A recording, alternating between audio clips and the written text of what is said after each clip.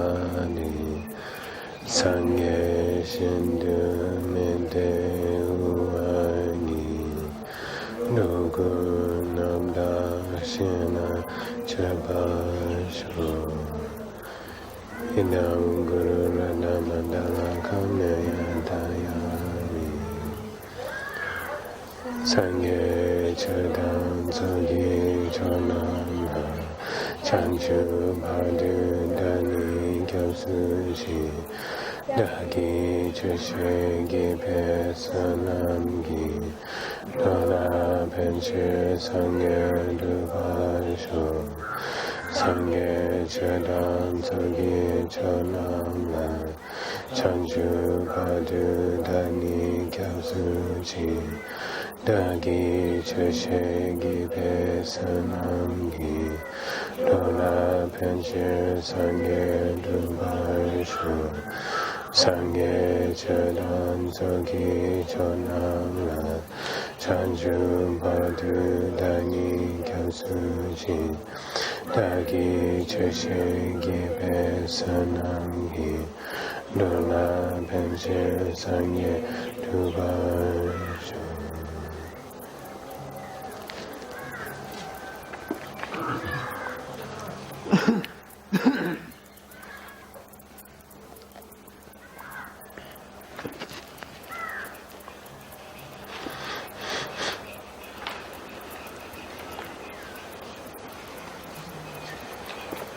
타카서니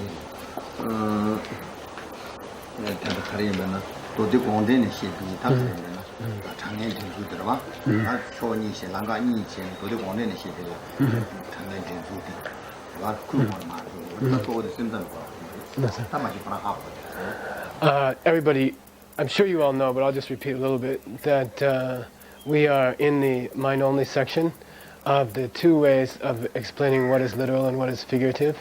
And we looked at a quotation from the Buddha's own explanation of what he meant when he taught the sutras. And so we're in that division now of the two different ways of doing it. We're in the mind-only division.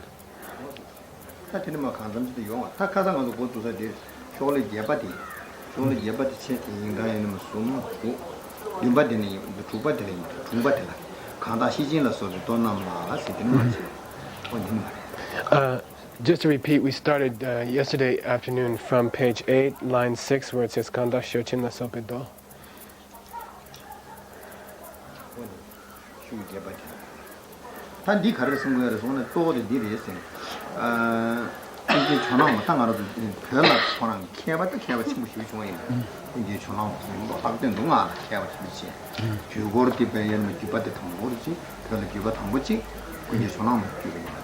공기 다 군지 전화만 거란 게다 가르쳐 버려. 나도 딱딱 같이 다 가서 내든 게 놀아天连 나도 도주 시작이 살아.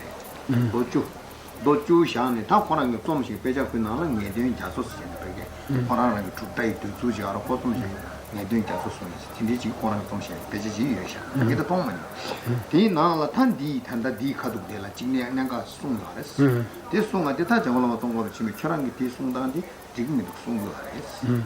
어디 권한다 강다 시진의 소로 또 남라 세디 아니 근데 지금 그 아니 현다 지금 여바지 지금 여바지 미션다 대권데 정말로 동거를 지금 지금 There was a very great scholar in Tibet named Jonama who came before Jetsun Kapa, or contemporary I think maybe, but he spent many years studying the question of what was literal and what was figurative.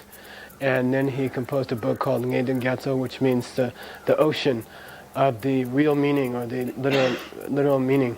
And Geshe-la says that at this point in the text, page 8, line 6, that Jetsun Kapa is slightly criticizing a viewpoint of Jonangwa. Jonangwa was a very great scholar, especially in Tantra. Geshe-la says he believes that Jonangwa was responsible for translating some of the Kala Chakra Sanskrit texts into Tibetan. So no doubt he was a great scholar, but on this point, concerning what was literal, what was figurative, on this particular point, Jetsun Kapa is addressing a misperception by Jonangwa, and still there are people who are practicing this Jonangwa. Okay. 말아도 콜로 바르바르 다 겐디 뒤숭이 겐디 뒤숭이 나라 태연 담방 원님이 소야 다 태연 담방 원님이 태연 담방 랑이 생이마 다 원님이 계산라 원님이 세도 거야 랑이 생이 주바 매바 원이 유스나 랑이 생이 주바 유발 고주세 원님이 세 랑이 생이 주바 매발 고주로 에 어디서 다 랑이 생이 태연 담방 원님이 매바 세도 태연 담방 랑이 생이 마주 봐서 요 콜로 밥에 나 송나 봤어 송사이 추여콜 타마에 송사 가르라 송아라 가라서나 까와 봄바시마 지금 송사이 추여되나라 군속 대비 리카즈는 고도 강가로라 전담 원님이 송요아를 막고 똥이 이리 강이 뭐 전담 대비 지하로 똥이 걔라 전담 원님이 받을 송요 말에 신 송도 다 군이 전함 대정으로 뭐 동아 일단 드려 말이야. The position expressed by Jonangwa, which they call the omniscient Jonangwa, was that when the three versions of the Prajnaparamita, there's a longer version, a medium version, and a shorter version. And when they are talking about those three during the second turning of the wheel, which we call the middle turning of the wheel, then remember that the Buddha was constantly saying things didn't exist by definition. Things didn't exist from their own side. And he said, remember that I've told you that throughout this book now, when they say things have no nature of their own, they're going to be referring to the statement in the middle turning of the wheel where the Buddha said things don't exist by definition. Things don't exist through any characteristics of their own. And so when Jonangwa was explaining that or thinking about it, he said, it seems to me that Lord Buddha is saying that he adds the word ultimately. So he says, means ultimately nothing has any nature of its own. Ultimately nothing exists by definition. So he says, when the Buddha adds that ultimately, the Buddha is restricting, the Buddha is saying that it's only what we call the deceptive reality around us, the normal objects around us, that he's talking about when he says things don't have any nature of their own. And Jonangwa's take on it is that the Buddha wasn't saying that about emptiness itself. So according to Jonangwa, emptiness itself wasn't what the Buddha was talking about when the Buddha said nothing had its own nature and nothing exists by definition. He says because the Buddha said ultimately, then the Buddha was speaking about the normal objects around us, which we call deceptive reality, and he wasn't talking about emptiness itself as being something that didn't have any nature of its own.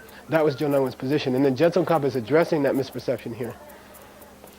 Yes. 현담아 원님에 봐 송사콜라 똥이 리기산 마샤라 미샤데 카르서는 샘담이 룰을 제나야 저랑 티산 차딩 꼬마를 룰을 제나 산 차딩 Jetsun Kappa is telling Jonangwa, not only are you wrong, you're wrong with regard to both the mind-only position and you're wrong with regard to the Madhyamika, the middle way position. So either way you take it, even if we just say we're going to stick to the mind-only position, you're still wrong when you say that, and then much less during the middle way position. So you're wrong on both positions. Okay.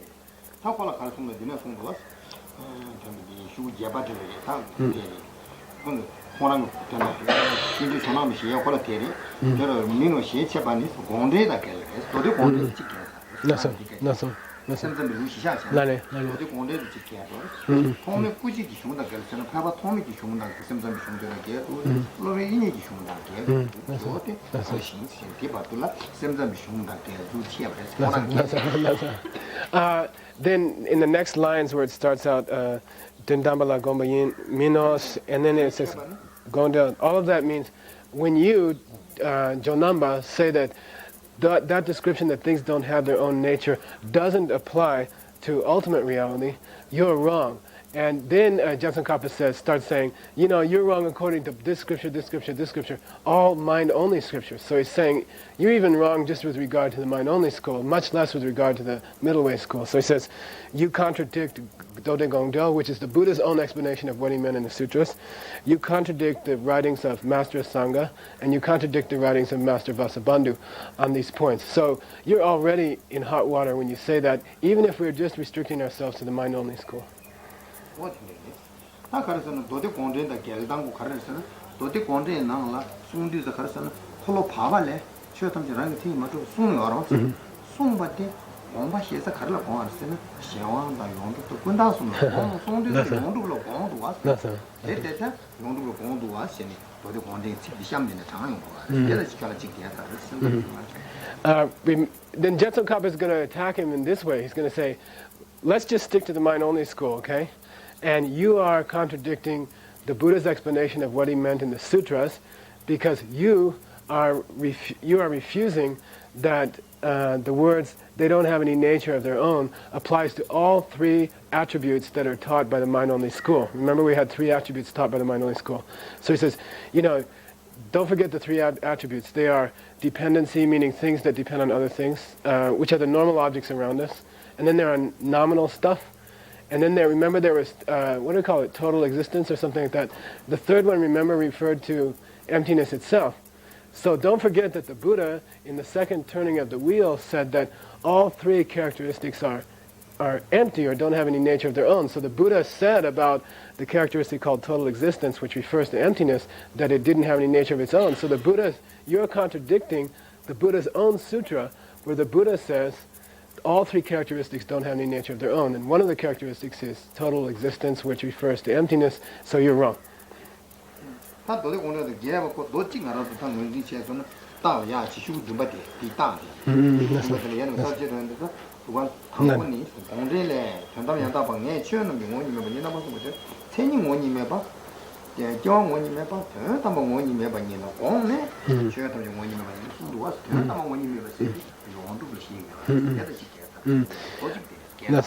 And Geshe-la says if you want to see a direct quotation from that sutra where the Buddha is explaining what he meant in the sutras, you can just turn to page 7. And there's one of those quotations, and it's down there about 6 lines from the bottom.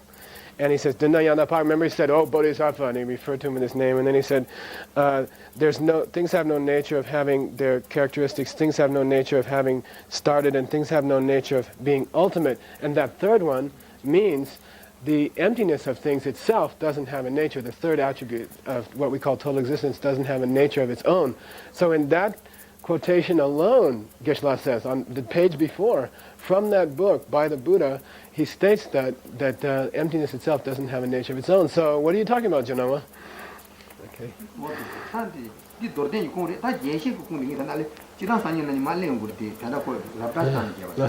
We'll get more on that later. I'm just giving you a little brief description of it, but of course it's going to come more later on the same point. On page 13, the more detailed explanation of this point begins. And he's not going to go there now, I don't think, but he just wants you to know that's where it starts.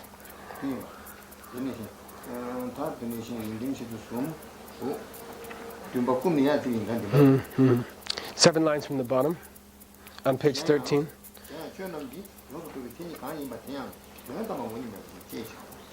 And that's a direct quotation from Dode Gongdel, from the Buddha's explanation of what he meant in the sutras, that says, moreover, the attribute that we call total existence doesn't have any nature of its own either. So that's another quotation directly from Lord Buddha that refutes the idea of Jonangma.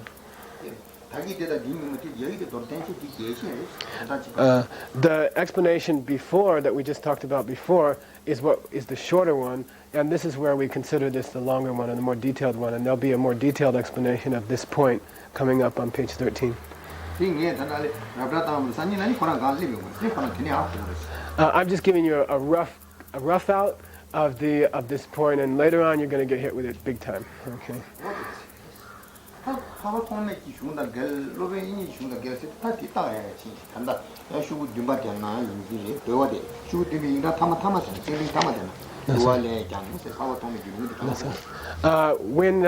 then when Jetsokapa goes on to say, not only do you contradict this sutra where the Buddha explained what he meant in the sutras, you're also contradicting the two brothers, right? Which is Master Sangha and Master Vasubandhu.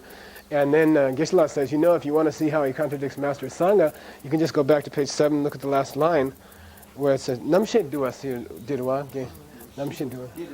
Namshe Dua. Nasa.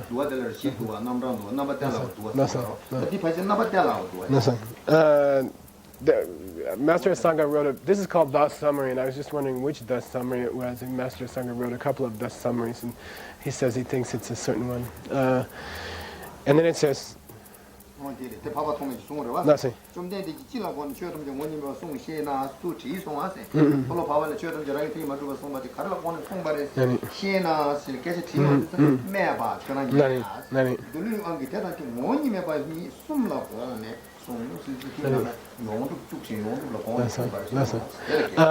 So here's Master Sangha saying, remember what he said yesterday? He said, what did the Buddha mean? If you ask me, if you come and ask me, what did the Buddha mean when he said that no existing phenomenon has any nature of its own? Mepa, I'll tell you. What is it? Due to the needs of the disciples, the Buddha taught 3 lacks of self-existence or self-nature. And he said that 3 different things don't have any self-nature. As you know, he's referring to the 3 characteristics or attributes of the MindOnly school. As you know, total existence is in there, and as you know, total existence refers to emptiness. So the Buddha said, according to Master Sangha, that emptiness doesn't have its own nature. So you contradict Master Sangha right there.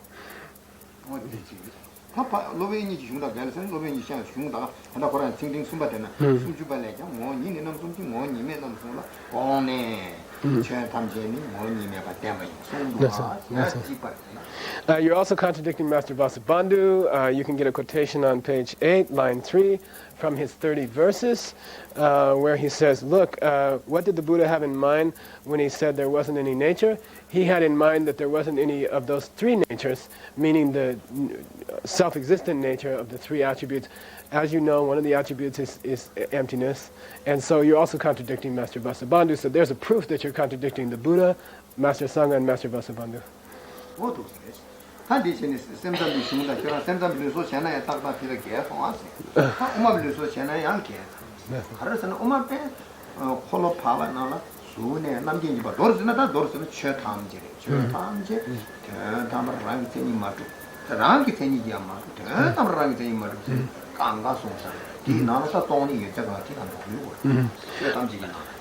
So we've demonstrated quite thoroughly that you contradict the entire teachings of the MindOnly school, and we finished that. Now let's go on to the middle way school. Let's prove that you're contradicting that. This is a no-brainer. In the middle turning of the wheel, the middle turning of the wheel, the Buddha directly said, everything. This is Madhyamika people speaking, right? He said directly, everything from physical matter on up to everything doesn't have any nature of its own. Whether you say it doesn't exist by definition, or whether you say it doesn't exist ultimately by definition, it all boils down to the same thing. And when you say all existing phenomena, starting with physical matter on up to everything else, of course emptiness itself is in there. So you contradict the Madhyamika schools also when you say that the Buddha didn't mean to say that emptiness itself didn't have an ultimate nature. Jila Pone, one you may pass soon, but she Banese, Jila son, one you may temper, one you may travel, Lanky, the Tini, Rimbashi, the Temple, and what Japanese, when I'm the Chernam Gisay or Tayable, and the Shin sitting Yabat, shoe Yabadi. Nobody didn't work. Learning a community to what? Jila one you may pass soon, but she Bani, Jila son, one you may pass the Temple, one you may the Chiva, Lanky, the Tini, Rimbashi, the Temple, and what Japanese. Soon and I'm the Chern of the Say or Tayable, one you the Russian, Sumbana, one you must do. I'll give us something. The Carson were the son. Holo Pabe now, cherry, and then see some Kangal on the temperament to writing, Marquis, Tanti, Dujal, around the Tavla, two Tani, Delay writing to somebody, Demarma to somebody, Delay, Demar, Turnamarang to somebody. Really, she was on a chairman, which you the Tuzu or a Tangame. That's a Sanjay Chum, they top care of a chain. Sure, you take a go to do on this cardinal dues and Shawan.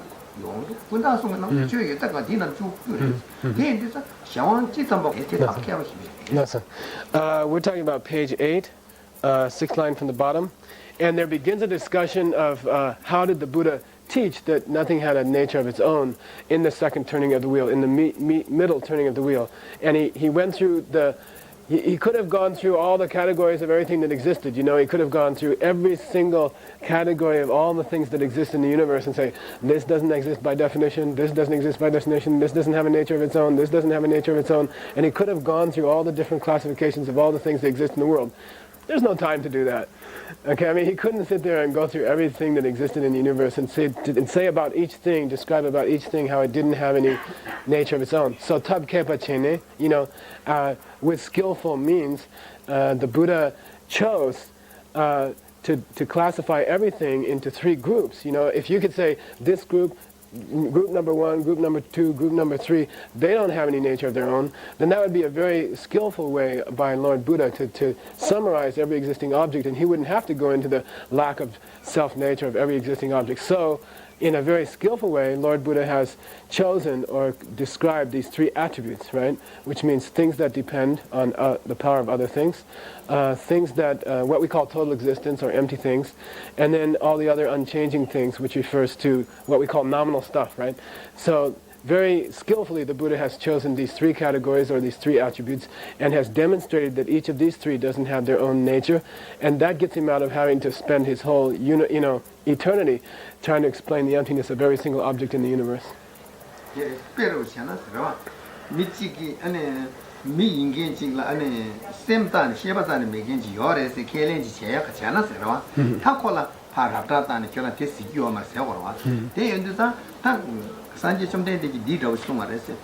미인게라 아니 쌤 매버스 수지에 말 아메리게 밀라야 메게 요 말에 다가 밀라야 쌤 메게 세타오니 요 시바 메게 베베 밀라야 시바 메게 요 말에 람샤나 릭숨을 디니 시에 온데다 테니 강가라 아메리게 미 인제 강가로라 쌤 요게 장장 시에버레 시에마도 아메리게 미키니 아메리게 데미 딜라두와 신디 로토 시에버레 쌤 요아레 시에버레 쌤 제가 아메리게 밀을 좋아해야 하잖아요 이 가두에 들어다니잖아요 아메리게 미 인칭게라 쌤 메게 시바 메게 사오니 요 직 아메리게 미인자 강가로라 생각하고 탁지고 세단 더부지 산지 좀 내지 오 콜로 바에 나라 쥐어 탕질라랑이 생이 마주로 숨바고 티비 수루신 상황으로 군다 숨이 나라 마티게 쥐어 매바 이제 고소 숨라 대한 담바랑이 생이면 두지 시행용도 대를 보고하지 대단 더부지 숨 You know, for example, if we wanted to go about proving that there wasn't any human being in the world that didn't have a mind, okay, so, you know, we could go to America and pick out people one by one and stand them in lines. We stand in line, you know,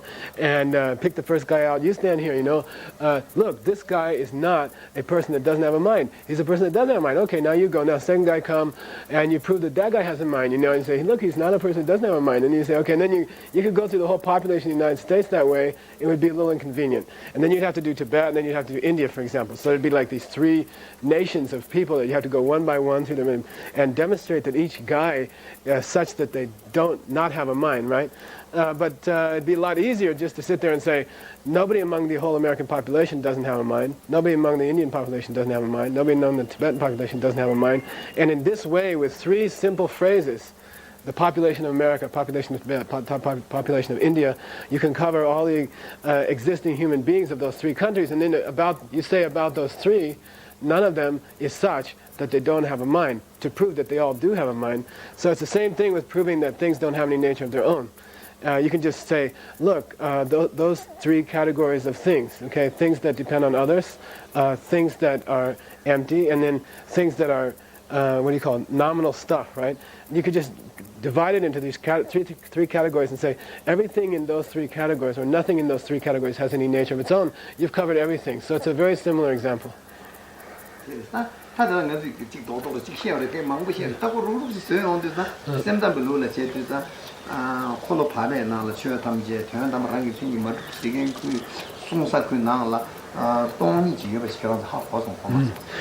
So, you know, we can just summarize it in a very simple way.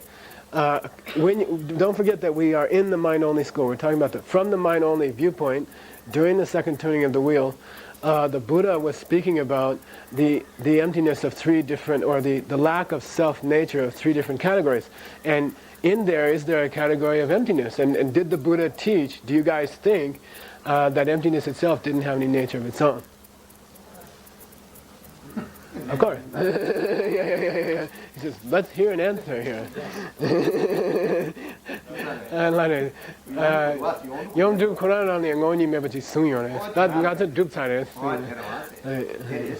단주 엄마별로 채널이 최 인제 간가로라 데마르마 트나마랑이 생이마 두바다랑이 생이마 두송은 디나로 돈이 이때가 디나 되네라 and as you guys can easily grasp, in the in the middle way school, they just say, look, in the second of the wheel, Buddha said everything from physical matter up to everything is such that it doesn't have its own nature. So automatically you get emptiness covered in there, and obviously the Buddha taught that. He said all existing phenomena, emptiness is going to be included in there. There's no big deal about the mind-only school believing that the Buddha did teach that emptiness itself doesn't have a self-nature.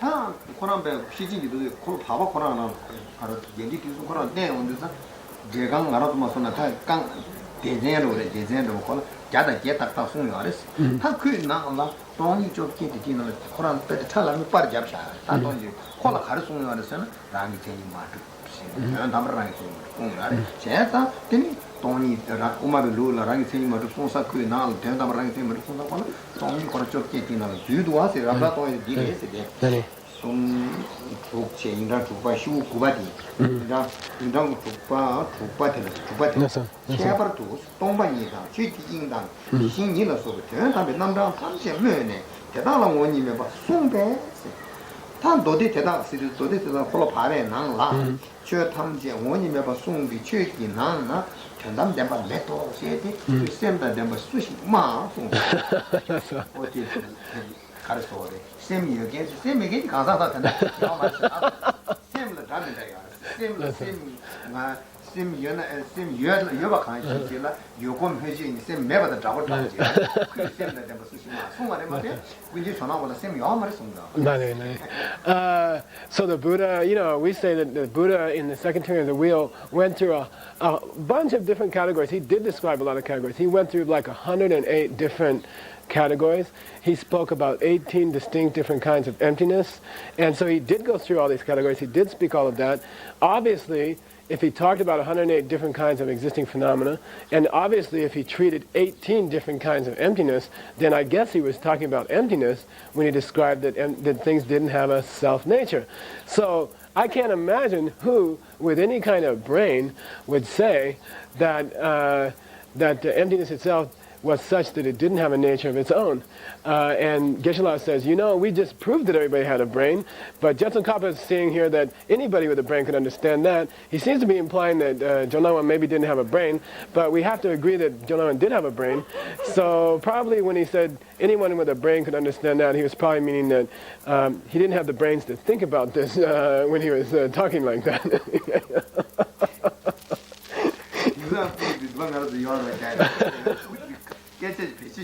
내가 가르쳤는데 밑에 리지어로 그것도 거기 땀에 민지 다시 민 싸와래 땀에는 땀 하상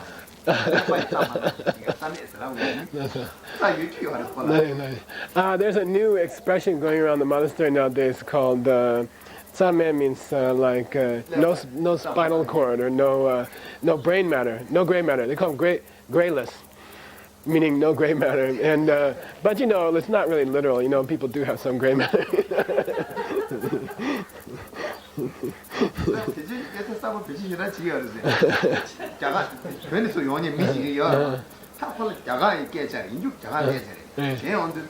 전타나 코지 까짜스 민다. 까짜스 전타나 마민 버스요. 자가 깨래야. 제가 변이 용이 싸바싸만 코지 빙산 배지 싸원 아니 민다. 까짜. There's a lot of new expressions coming around the monastery, especially, people come from Tibet, new refugees come to Tibet, and they don't know any Hindi yet, so, people are talking about them. They use Hindi nicknames for them, and one is kacha. Kacha means, Gan says, that means like a fruit that's not ripe yet, meaning they're tender, what do you call it, tender feet. Newcomers, so they call them, oh, hey, kacha, kacha, kacha. And they don't know what language it is, and they don't know what it means. But that's how you get, new words floating around the monastery. It's kind of like that, brainless, grayless, like that. Just joking.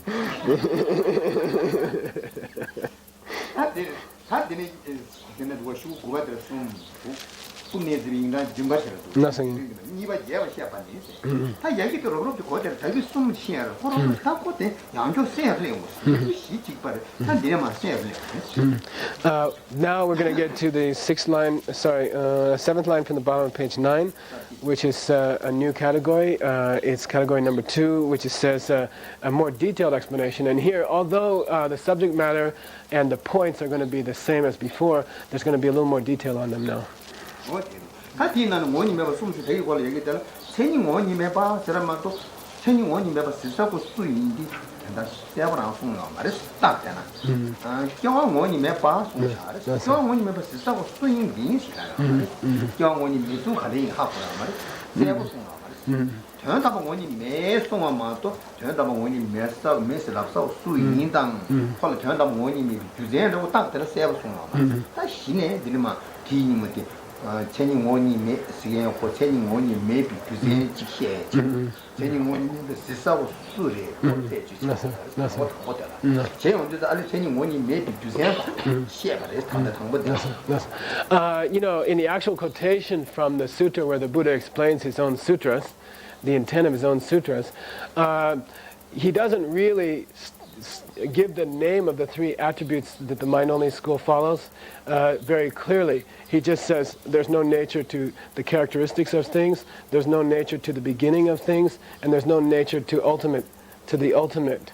That's all he says. He doesn't clearly state what it is that doesn't have a characteristic, how it is they don't have a characteristic, what it is that doesn't start, what it is that how it doesn't start. He doesn't get into that. So Jetsun Kapa's point here in this next section is how do we explain the actual wording, which is kind of obscure, where the Buddha says things don't have any characteristics, things don't have any beginning or starting, and things don't have any ultimate.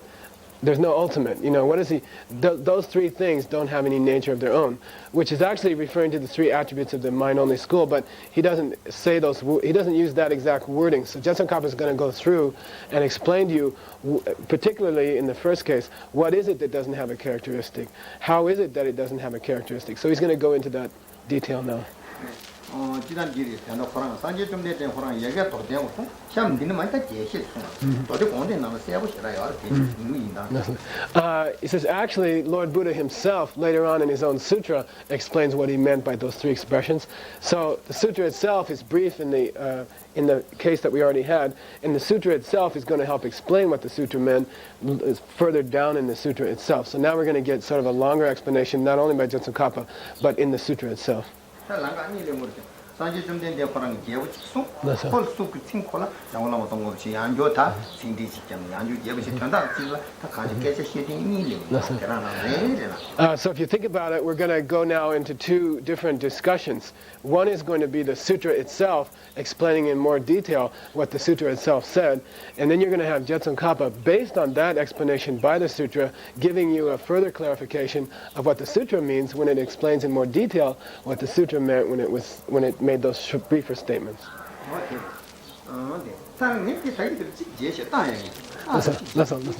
I left something out on that last explanation, and I want to go back and just insert something here.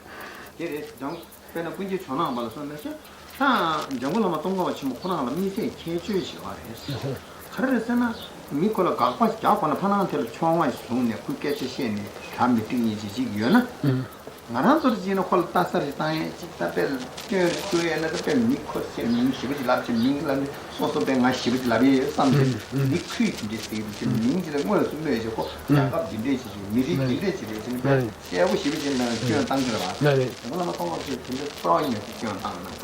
근데 이도 분지 나만. 네. 그냥 강다 시kin라 소비 또 남래. 이 가시지 딘데 시기 알아. 그러면 분지 전화 써있는 그 그냥 땅 there's a particular unique characteristic of the way that Jetsun Kapa approached his writing and his teaching.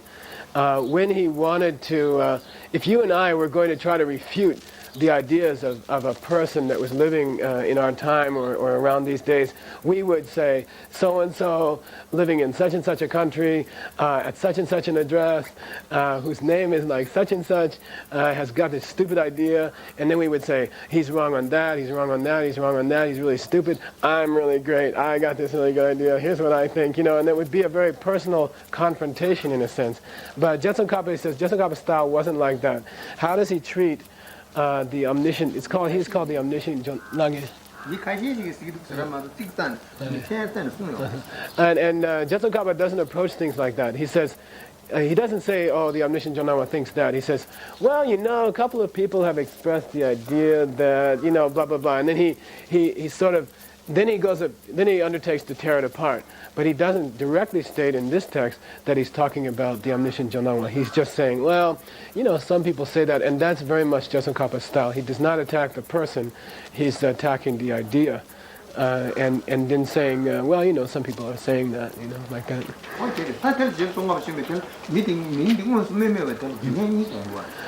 There are really two reasons why Jetsun Kappa doesn't choose to name the person whose idea he's attacking.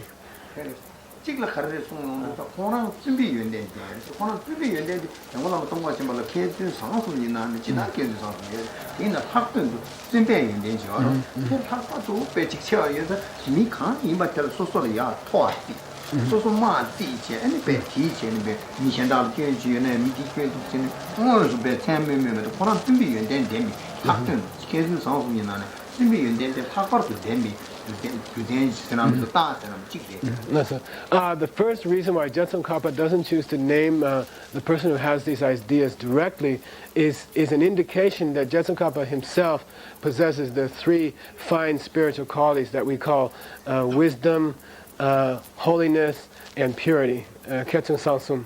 And it's to indicate particularly that he has the second quality, which is called holiness, meaning he doesn't want to get into, he wants to avoid the implication that he is this big guy and the other guy is this little guy, and that he is this great scholar and the other guy doesn't know anything, and that he's up here and he's down there. And he doesn't, out of respect for his morality, out of respect for his own morality, he doesn't want to get into a situation where he's putting himself up and putting the other guy down. He wants to avoid that. So the first reason why Jetsun Kappa doesn't name the other person is that he wants to stick to his vows. And his vows require him not to get into a situation where he's like criticizing or talking down to somebody. He wants to show that this is an indication of Jetsun Kappa's moral purity, moral, what do you call it? Holiness, really, in Tibetan.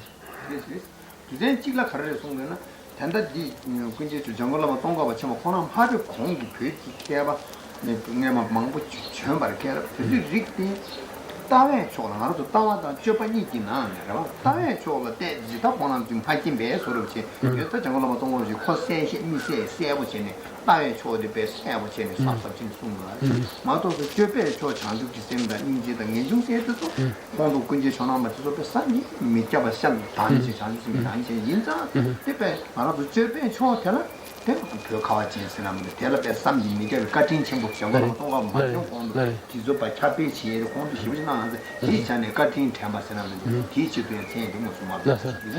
The second reason why Jetsun Kappa doesn't mention omniscient Jonangwan by name is that he wants to acknowledge that the spread of Buddhism in Tibet is due entirely to the kindness of these great lamas who came before, and the omniscient Jonangwa is an example of one of those great lamas who came before Jetsun Kappa and helped spread Buddhism throughout Tibet. If you look at a person's spiritual life, you can divide it into their worldview and into their activities. And from the point of view of their activities, meaning their bodhicitta, their feelings of renunciation, their compassion for others, that omniscient Jonangwa and other lamas who have come before Jetsun Kappa had perfect love, perfect compassion. They were incredible bodhisattvas. And so Jetsun Kappa doesn't want to in any way imply that they didn't make some incredible, extraordinary, beautiful contribution to the spread of Buddhism in Tibet.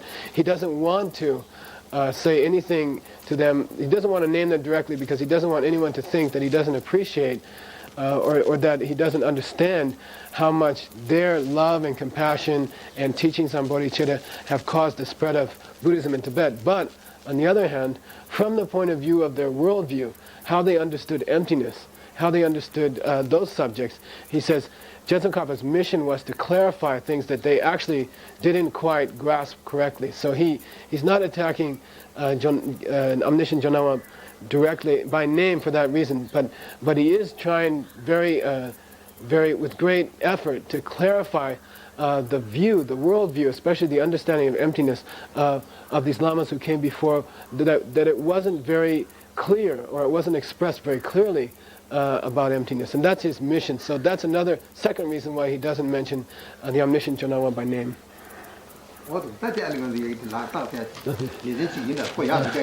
That was a little digression, and now we're jumping forward again. So don't think now I'm going to jump to the other subject, so don't think that's what I just said is part of the new subject. Okay. yake go ten sum yaro sum gi na ne chue tam je ko pa ben na la ra gi tin ma to sum ma je sem da ma che ko sum la ko ne sum ba chi ko ta bo ko la yake de la to ten ka se ni mo ni me pa la ko ba yin sum ma se ni mo ni me pa ta ma do ko mo ji se bo ma ta ta da di ne me che ni de ne sum bu che ko ba ne de na ta no su ji chi ne nga no su ba ye yo Oh, ni ba ni ska de woni mo song ju de woni mo xia xin sen gong zhe le de gu me ya de yin de xi ba de. No, sir. We're at the fourth line from the bottom of page 9. Jetsun Kape is going to explain what the Buddha meant when he spoke about the first group of things that didn't have any nature of its own. If you remember, the Tibetan word can mean either definition or characteristic. So when the Buddha said nothing has any nature of having any characteristics of its own, what did Lord Buddha mean? He's referring, of course, to the first attribute or category described by the MindOnly school.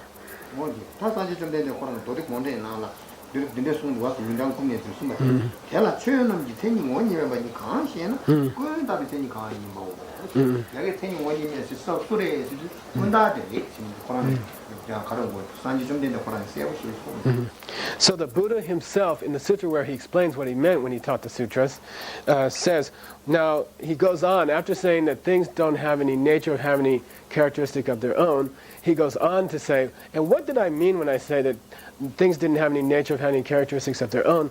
When I talk about characteristics, or by definition, the word that I'm referring to is kuntak, meaning we've been translating as nominal stuff, things which are just nominal. Remember, it refers to unchanging things after you take out emptiness. Okay?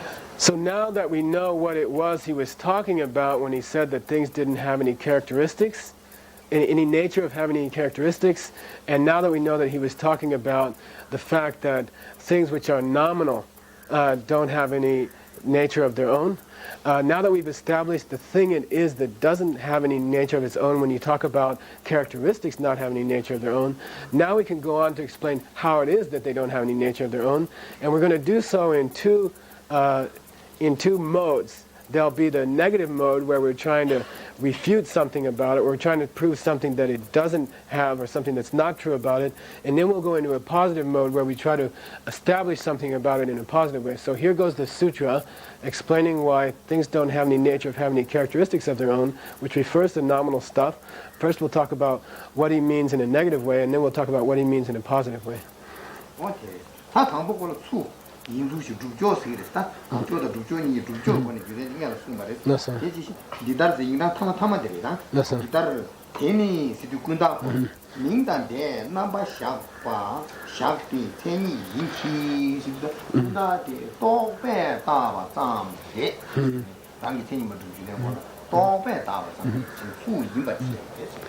This is now out of the negative one and the positive one, he actually treats the positive one first.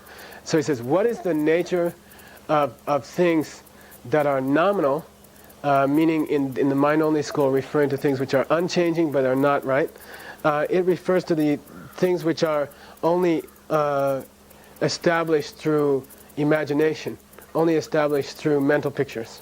Okay, so things which are established that way, we can say when we say things that are nominal, things that have characteristic or don't have some characteristic, we're talking about things that are imaginary or things that mainly depend on us picturing them.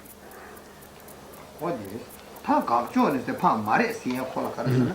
여기 콜라 체니 원이라고 만도 랑킹 주비 시야가 되어 말스. 어떤 거라? 다 계신 걸 랑기 체니 지나 반내 반니 마임베 디지 체니 체니 원이 제셔오시 어디서 랑기 체니 주가 말에 막강해. And now comes the negative side where Lord Buddha says, okay, from a positive standpoint, these things exist through conceptualization, let's say.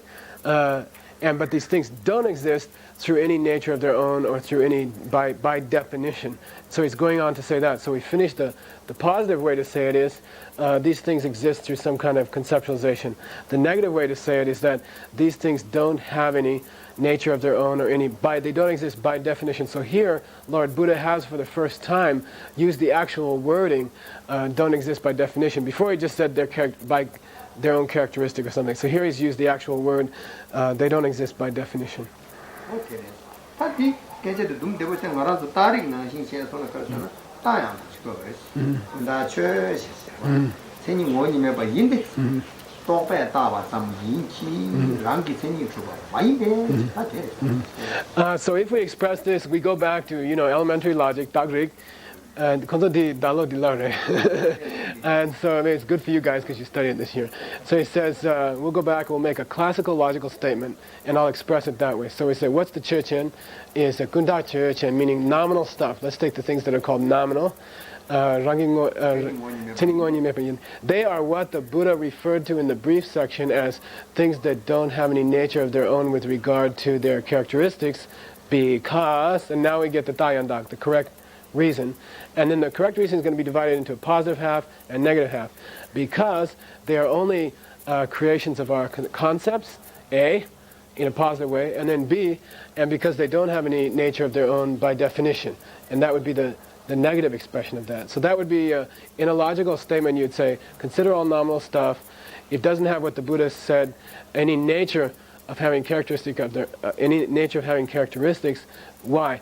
Because A, they are products of our concepts, and B, they are not such that they exist by definition. And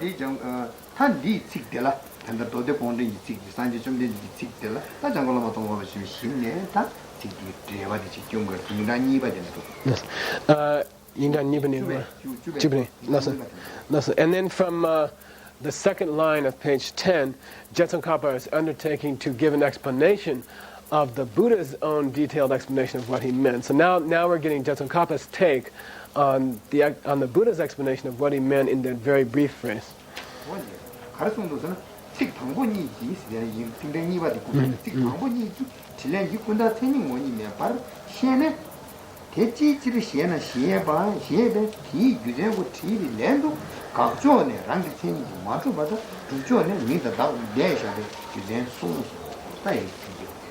So now this is Jetsun Kapa's explanation, which is kind of a more detailed explanation of what the Buddha meant when he gave that positive explanation and then that negative explanation. So Jetsun Kapa says, why is it that the Buddha says that nothing has any nature of having characteristics of its own? He says, in reply to that question, Lord Buddha is saying, what I meant when I said that was, from a negative point of view, nothing exists by definition, nothing exists through its own characteristics, and from a positive point of view, all things are just creations of your labels and your concepts, and that's what the Buddha is saying here.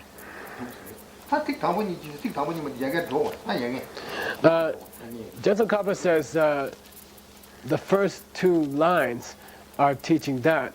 Now we got to go back and find those first two lines, okay?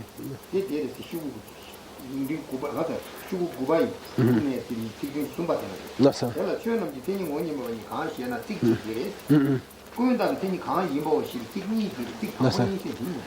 When Jetsun Kapa on page 10, line 2 at the end says the first two lines, ... he's referring to page 9, fourth line from the bottom at the end, third line from the bottom, where it says, the Buddha himself says, what do I mean when I say that nothing has any nature of having any characteristics of its own? I'll tell you what I mean. I mean that those things which are only exist nominally don't have any characteristics of their own or don't exist by definition. So those are the two lines that Jetsun Kappa is talking about when he says, by the way, the meaning of the first two lines can be explained in a positive way, a negative way, and he goes into that explanation. Okay. These are a question posed to the, it's a rhetorical question by the Buddha and an answer by the Buddha in which he indicates that that category accepted by the mind-only school called things that exist nominally is explained as having no nature by definition or not having any nature of its own.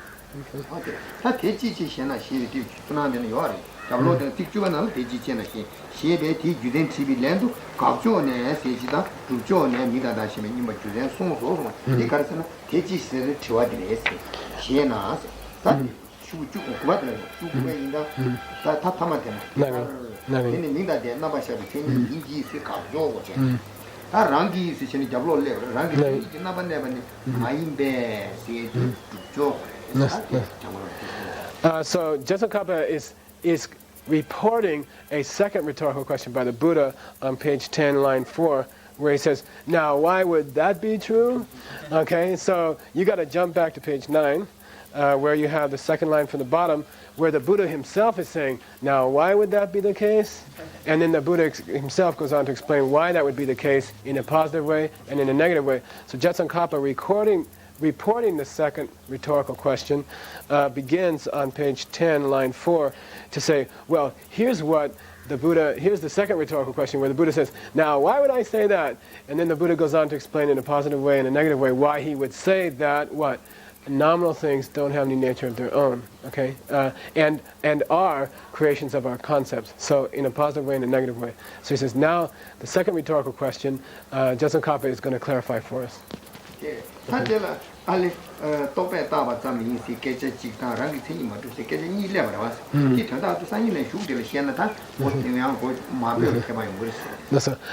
Now what they mean when they say things are a creation of your concepts or labels or something like that, and what they mean when they say things don't exist by definition, we're going to get into that in a lot more detail in the next few days.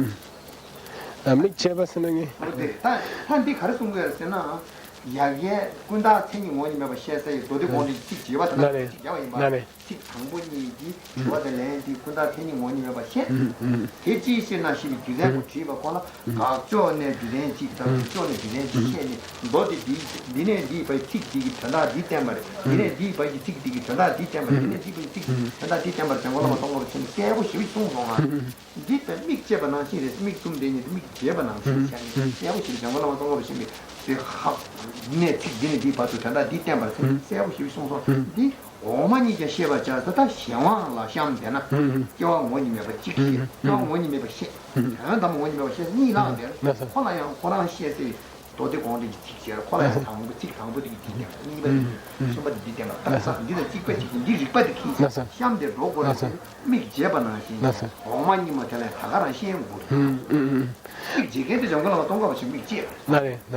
The next line, which is page 10, line 6 at the end, says, this opening of your eyes towards the true meaning of the sutra, and what that means is Jetsun Kappa's clarification of what the sutra means in the two rhetorical questions in the sutra. I'm going to, in the latter two, in the two which are to come, you can also apply this explanation of that statement in the sutra to the latter two which are to come. What are the latter two which are to come? The other two attributes of the mind-only school. So they're going to apply these two rhetorical questions to the explanation of what it means to be dependent and what it means to be I think we're going to get Yongdrup, which means the emptiness of things, right? So Judson Copper says, I opened your eyes right here to the meaning of these two rhetorical questions. Now you take that understanding and don't forget to take it with you when we go down to the other two attributes of the mind-only school, and it'll help you a lot when you get down there. Okay. yagi tela kundala tengi ngoni me si rangi tengi tuba me sunga ma ta kundala tengi tuba me si ya kola kundala tengi tuba me si semda be si ya le kuma tanju e chö tamje rangi tengi tuba me songi da kundala tengi me ba kundala chinta 이게 더 권이 뭐 좋다 가가 그다랑 이렇게 베스트 칸씩 라와 치카 이나야 프랑스 선모 동당고 셈장 그다랑 이렇게 좀 메시아 선모 디네실라 땅기 탄주가 그다랑 이렇게 메스 선모 디네실라 땅기 아래 진짜 저걸로 또 보시면 디는 이와 뭐지 체미 미세 Now the next section is very cool. Jetson Kappa is going to go into the point where, you know, the mind-only school says that things don't exist by definition. And the Madhyamika, the higher schools also say, especially Prasangiki, say that things don't exist by definition. What do they mean when they say that things don't exist by definition? The wording is the same. When a mind-only person will say things don't exist by definition, a middle-way person will say things don't exist by definition. But what they mean is totally different.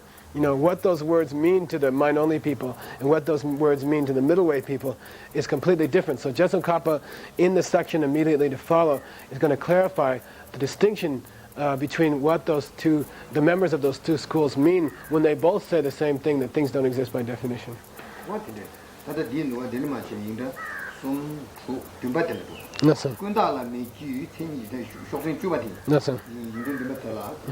Kundala make you think you want in the rank thing to bomb never. So Kundala thing may miss the place I was once. Thing may miss rank thing to bomb. That's it. rangi tengi yue me se rangi tengi yue me te karla che ko re se diri rangi tengi yue me ten se ne se mingdan dala te ne shak pa dala rangi tengi ji me pa thang mingdan dala te ne shak pa ma ing ji che ko rangi tengi yue ke re So you have this difficult expression in the sutra where he says things don't have their own characteristics. Things don't have a nature of having characteristics. And now we've explained it as meaning things don't have a nature of existing by definition or through their own characteristics. So what do they mean when they say that? In the mind-only school, they're saying that whether something exists through its own characteristics or by definition or not refers to the question of whether or not they are simply constructs of our concepts or not. Are they simply constructs of our mind, or are they not simply constructs of our mind? If they are simply constructs of our mind, they don't exist by definition. They don't exist through their own characteristics, through their own nature. And if they are not simply concepts of our mind, then they do have some existence through their own nature or by definition. So that's what a mind-only person means. That's how they draw the line between whether or not something exists by definition or whether or not something exists through its own characteristics. That's what they mean. Is it or is it not simply a construct of our mind? If it is simply a construct of our mind, then it doesn't exist by definition or through its own characteristics. If it is not a construct of our mind, then it does exist by definition or through its own characteristics.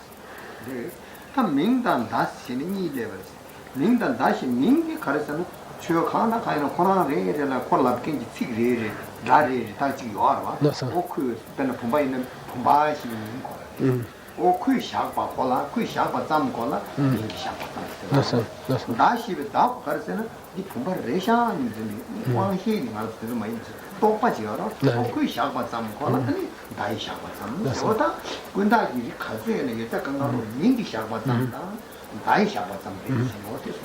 The expression in Tibetan for existing nominally, or this just exists as a concept or something like that, is actually two different elements. It says MindOnly, Shakpa means established by use of labels and terms. Okay, so you have to remember those two words. You know, in the mind-only school, when they say it's nominal, they're talking about that it's established through the use of labels and terms, and those each have their own special meaning. When you say it exists through labels, the word label refers to its actual name. So in the case of a water pitcher or something, it would be the word or the sound, the name, water pitcher, pitcher.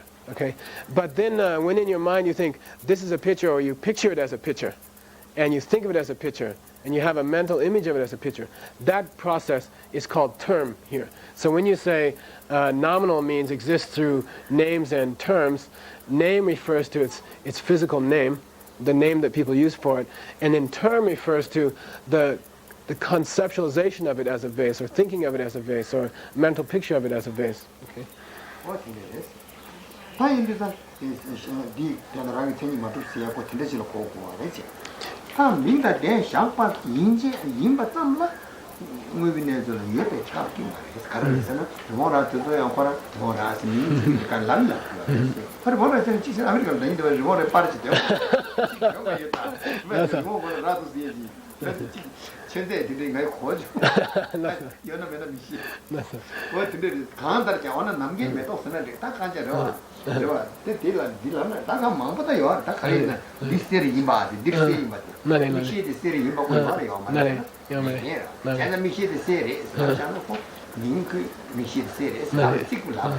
네. 테이크 슈글라 똑바지야 똑바지 로치지 로치잖아. 미시 디스테리 샤. 링이 로치 레버라. 네. 인데다 미시 세 이마 디스테리 이마고 가르쳐서는 링이 샤바 삼 네. 샤바 삼 돼. 나 요암. 미시 디스테리 이마고 요암. So remember that we're in the mind-only school, and they're talking about the meaning of when you say that things don't exist by definition means that they are simply constructs of your mind, labels and terms, right? But when you say that, don't forget that just because you've labeled and termed something doesn't mean that it necessarily exists. Okay, there are lots of things that you can imagine that don't exist. So there are things that you can imagine that do exist, and there are things that you can imagine that don't exist. And we have to draw a distinction between that. For example, we could take, he says, a rabbit's horns. And he says, well, maybe that's not such a good example because, Geshe Lothar came over and showed me a postcard from America one day of a jackrabbit with these horns on it. And so I'm not sure if they exist in America or not. Maybe they do. Maybe that's not such a good example to take, We better stick to something more clearly non-existent, like how about a flower that grows in midair without any dirt, no water, no nothing, just grows like here. And he says, no, that's not really a very concrete example. Let's see, let's look around and find something. How about these glasses, The fact that I'm holding in my hand glasses which are made of gold, okay? The eyeglasses in my hand are made of gold, okay? So when I say that, I'm applying a label to that. I'm saying glasses made of gold. There's a name, right? There's a word. There's a name there. Now how about a term? The term comes shortly after that. I say glasses made of gold, and in your mind pops up this thing of, glasses that are shining with yellow metal and things like that, and then already you've got a term. So you've got a label and a term, and you've got a word and a thought and a concept about it, but that doesn't mean that that there do exist eyeglasses made of gold in my room, okay? So you can imagine something, you can label something, you can construct something mentally, that remember that doesn't necessarily mean that it exists, okay?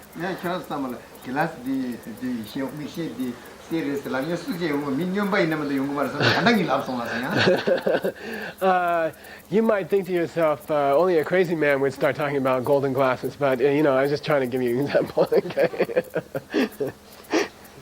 Of something that didn't exist. Right? So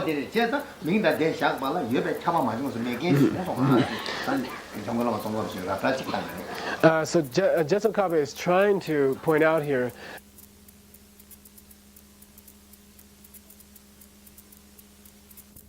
really exist.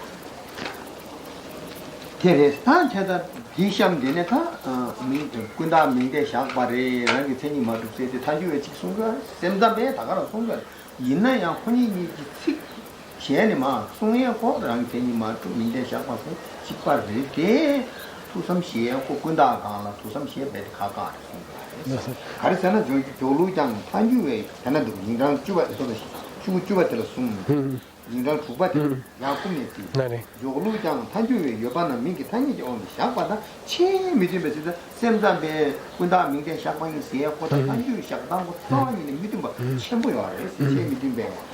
템하든 봐 인자 민데 샤바 군 그지 봐 인자 랑이 텐기 투마도 세야 믿음 봐 차래. 랑이 텐기 유미지 돼요. 믿음로. So don't forget that when we talk about nominal stuff, that whether you're a middle-way person or whether you're a mind-only person, you're still going to accept that it doesn't exist by definition. You're going to say this is only a construct of I shouldn't go that way. Still you're going to say that it doesn't exist by definition. But don't forget that they mean totally different things when they talk about something not existing by definition. When they say that things are constructs of names and terms, labels and terms, meaning words and thoughts, when they say that things are constructs, what the mind-only school means when they say things are constructs of words and thoughts, and what the middle way people say when they say things are constructs of words and thoughts, those two things are totally different. What they mean when they say that, when they give it that positive expression, things are just constructs of your minds and thoughts, they have a totally different meaning in mind when they use those words. Therefore, when they're talking about the lack of that, or when they're talking about that things don't exist by definition, they have, again, a totally different meaning. So there's a totally different and contradictory, clashing idea of what it means when we say things don't exist by definition, because there's a totally different idea of what we mean when we say things are constructs, or what it means to be a thing by virtue of a construct. Okay? 타인들도 내가 진짜 숨어서 꿈이야 그 신고 주가 되는 거. 지금 숨었잖아. 왜냐면 이랑이 생기 여바 dimba 여나? 한주랑이 생기 주가 랑이 생기 여바 dimba 양 가서 dimba 양 여라 숨었어. 이 가르쳐서 이 시에바지 샘담에. 다 군다다고 지기를 지기 띵 들어와. 군다다고 지기를 띵도 샘잠베 대비 샘잠바 호란지 대비고 랑이 생기 주가 띵긴지고 진주지여나? 근데 로텔라 탄주의 되바다지 군다랑이 생기 진주가 로텔라 상그레. 상그레서. Listen, this is getting a little tough, okay? Where both schools are talking about the same objects, remember? They're talking about what we call nominal stuff, okay? They're both referring to what the mind-only school describes as nominal stuff. And the point that Jetsun Kappa wants to make next is that when you look upon nominal stuff as a mind-only school and try to think of it as existing by definition, then you are automatically thinking of it as existing by definition in the way that the Madhyamika schools explains existing by definition. So I'll say it again. When you're in the mind-only school and you're looking at this nominal stuff and you're saying, I wonder what it would be to look at it as if it existed by definition, you are automatically then also looking at it as existing by definition in the way that that expression is used by the middle way school. But, okay. If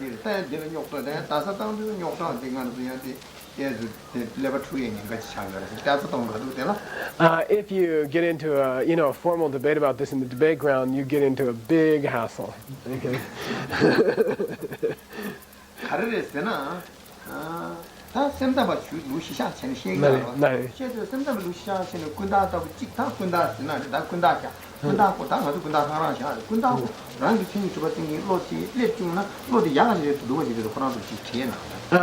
So I have a question to ask you, okay? Now, don't forget we're sticking to the mind-only school, okay? And when you're in the mind-only school, and take anything that's a nominal, let's take nominal stuff itself, for example, okay? Nominal stuff, and you're focusing on nominal stuff, and you're thinking of it as existing by definition, okay? You're trying to think of it as if it were existing by definition. Is that a good state of mind or a bad state of mind? Is that a good perception or a bad perception to see nominal stuff as existing by definition? In the mind-only school.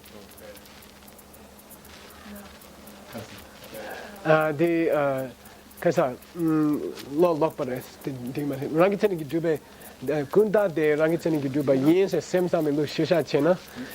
Kunda de rangiteni giduba yin se agi samlo de dukjare, yamamende. So we agreed. You think it's a bad, it's the wrong state of mind.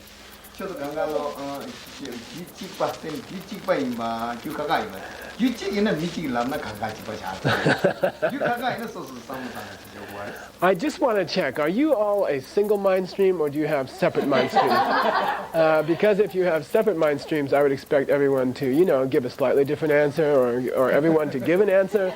But if it's just one person giving an answer, I guess I have to assume that everybody here has a single mind stream. Let's hear an answer, guys. The minority school and the middle way school said, if you're in both schools, that they agree that nominal stuff is the same. So how could it be good or bad? How could it be negative or positive in the minority school? I don't get you. Well, he said that the minority school... Genge Serna That they call that's a hard thing. Gengi said, Kunda Rangi Seniki Drupade, Semtamba Yankagione, Umapayan Kagione, Chesante, Chipa Meadows, the look Nigalolia, the low opportunity inside us. The Kunda Rangi Seniki Drupa Yin Sagi, low the low inside. illusion right thing to be come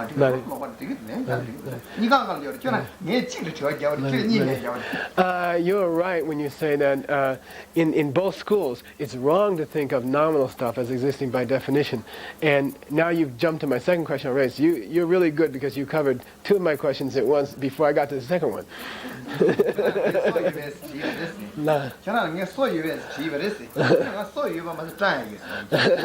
I asked you whether I had teeth or not, and you answered me, yeah, you have teeth and hair.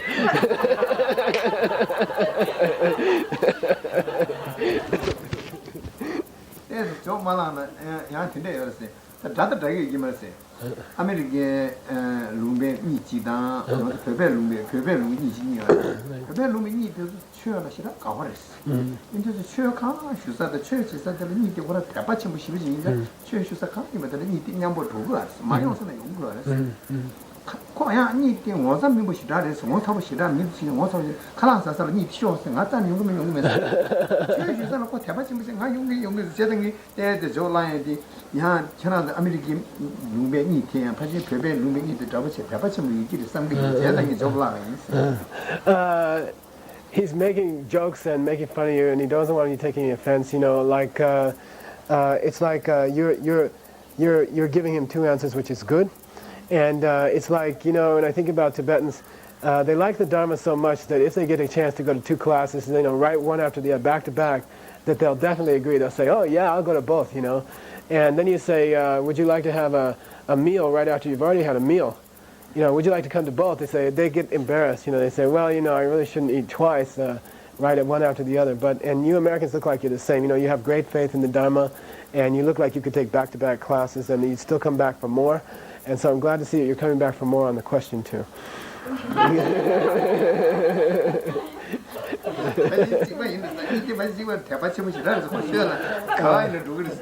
Looks like, based on that, I have to say you must have a lot of faith in the Dharma because you like back-to-backs.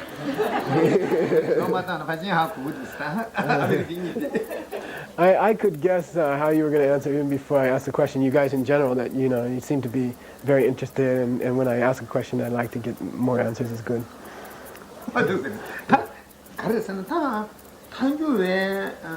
랑이 생이 주로 주제 지와 탄주랑이 생이 주로 주제고 간데스지가 샤게르서는 탄주에게 최악한 카이네 탄이 딱딱된산 가마도고 제제제 다 최현당 되버라 요 말에 내가 강사 세 지와로서 마스는 강사 지와로 딱고 탄주 코란주 시샤싱한테서 강사 세하고 코란 다가 이제 코란 시다나 제바 마시듯이 있고도 샤나 강사 세하고 되니 조겐다 조겐다 사겐다 세시 칼라사겐다 강사지 따라 쇼도 버스 다 강사가 코베나 라하소소는 자소는 고디레도 암조레도 미비레도 나우레도 낙바르도 강바르도 때나 이 강사지 하나님 얘기요 아마 제가 되게 지금 단위에 딱 봤어요. 맞아요. 단위 딱 된다 했잖아. 메시지구나.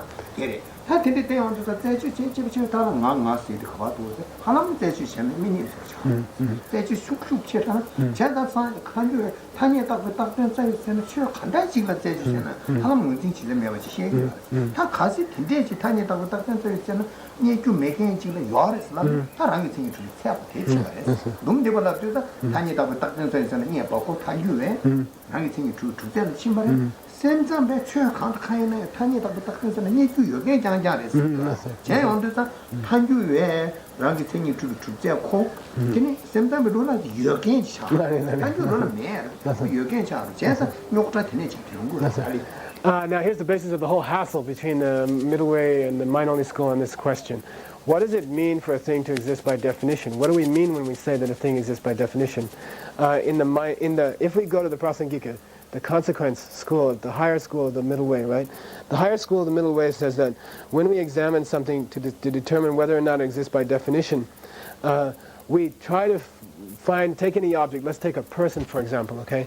There's two kinds of ways of looking at a person. You can just leave it and not think about his parts or trying to find the real person there or something like that. Just leave it alone. Don't think about where is this person really. There's somebody standing there, somebody's walking, somebody's eating lunch, somebody's doing all these things. If you just leave it like that, there's a person there and you can't deny it. There's a person there. They're doing something, okay? But if you really look into it and you try to examine where is the person in their finger? Is the person their finger? Is the person their hand? Is the person their body? Is their person any one part or the parts altogether, something like that? If you really tear it apart and go looking for the person in any of the parts, for example, of the person, and you keep checking to find where is the thing that I give the name person? Where is the object that I give the name and the idea of person? If you go into the parts, if you analyze, if you rip it apart, you'll get kind of lost in it. You won't find any person. So, you get this sort of feeling of loss or something. You're looking for a person and you really can't find any clear person when you go digging into the person. And that fact that when you go digging into and looking for the person in the parts of the person and wandering around checking for the person, the fact that you don't find any person is an indication that person doesn't exist by definition. If you could then find a person, digging around in the parts, examining, not just satisfied to say, oh, he's getting up, he's walking, he's eating, he's doing this, but if you really go in and try to find a person in all the parts of the person, if you were then to find a person, that would be a person that existed by definition, and that's what the middle way school means when they say a person exists by doesn't exist by definition. Because if you found something, then that would be a person that did exist by definition. Now, the mind-only school has a totally different idea. They say if you wander around looking for the person, you better find something that's the person. You better find something that we call the person. When you go digging into the person, is the person in their hand, is the person in their parts, where is the person, you better find something. Because if you don't, then there's no person. And when you find something, that person, that's what it means to say. That's not what they mean when they say you better find that it exists by definition. Okay, when you're looking for a person. Okay, but remember before we're talking about nominal things. Now we're talking about people, which are not nominal things. But when you go looking for a person as a person, you better find something. And when you find it, that's existing by definition. So they have a totally different idea. So the middle way school says, when you don't find anything, then you've established that it doesn't exist by definition. The mind-only school says, you better find something when you go looking, and that does exist by definition. Okay, it's a totally different idea of what it means. Okay? They're coming at the same ending. There's the same result, right? In name only, the same expression, but not. Mind only believes that when you look for a person in their parts, you better find something, and you will find something, and in that sense they do exist. The Madhyamika says when you go looking for the person in the parts, you won't find anything, and that's what it means to not exist by definition. Okay. 사이드 디스팅이 나라 답서냐. 가르쳐는 한주라는 게 주제고 다 되게도 지금. 최 한다시는 진짜 땅이 민족시 진짜 개 매바인이라는 게 주가 땅이 민족시. 한주라는 게 주제고 단다 되네. 산에 딱 하는 얘기는 이게 답성이에요. You better right now stop and get that clear in your mind very carefully, because you can't forget it and you're going to need it later. The mind-only school, when they say something doesn't exist by definition, what they mean is when you go looking for the thing which is given the name person, and you go looking for that thing which is given the name person among all the parts of the person, you're not going to find the person. And that's what it means not to exist by definition. So you have to get that clear in your mind. When they say something doesn't exist by definition, what they mean is when you go looking for the thing which we call person among the parts of the person and elsewhere, and you don't find anything, that means it doesn't exist by definition. If you did find something which is impossible, that would exist by definition. Don't forget, that's what you got to fix that in your mind at this point in the class, that's what the middle way school thinks when they say something does or doesn't exist by definition.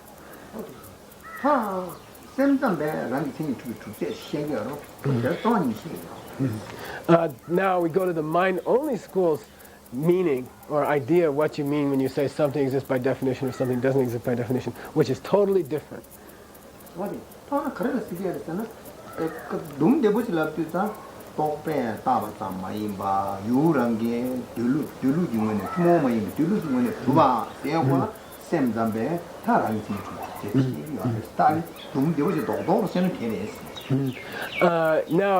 when something exists by definition, right?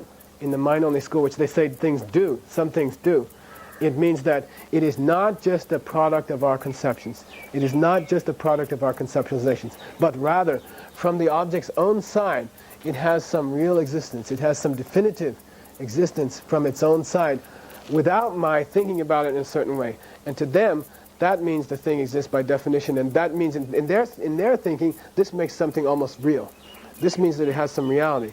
It's got some reality from its own side. It's not totally dependent on my thinking of it a certain way. And that's what it means to exist by definition. They don't say that nothing exists by definition. They say that many things do exist by definition. And existing by definition means it's not just a product of my concepts. It's not just a product of my mind. It has some true existence from its own side. 다 유랑 투모님이 들리는 줍시하고 샘잡을 가르쳤던 게 유만 유랑 투모님이 들리는 줍장 콜라 양면은 코란 유래 끼에네 유질의 수 끼에네 수 용기 동나 유랑게 투모님이 들리는 주 직창. So what does it mean when we say this object has its own unique way of existing? It is existing from its own side in its own unique way, and that's a description of any particular object. Oh, what? It's not just I made it up with my mind. It has some unique, some particular existence of its being that particular object, right? It has its own unique way of being, that it's coming from its own side. What do they mean when they say it has some unique way of being from its own side? It has, from its own side, some way of being. It's not just a product of my concept. What does the mind-only school mean when they say it has some unique way of being from its own side? It has some true reality from its own side. First of all, what they mean is it has its own causes. It has been produced from its own causes. That's one way of describing what the mind-only school means when they say objects have some true existence from their own side, of their own. Okay? What the first thing they mean is that, for example, if it has come from its own causes, clearly produced by other causes, then that thing has some unique way of being of its own. 양면은 굉장히 많이나 다 가르치는 최래로 코나 최래 춥점이나 코나랑라 티모 마인비 네루스 알아 전다 또 저 간다이로 코나는 동일이 여러 오 코나 티모 마인비 네루 뭐만 직처랑 티모 마인비 최니 있으나다 네루스나 마시 티모 마인비 라시지 코랑 뭐 춥춥나 네루지 뭐 춥춥나 아니 티모 마인비 Nothing. And then there's a second way of describing what it means when the mind-only school says that this object has some unique existence from its own side. And that is, it has some isness. It has some own characteristicness. It has some own true reality of its own. It has some kind of true nature of its own. It has some kind of unique identity of its own.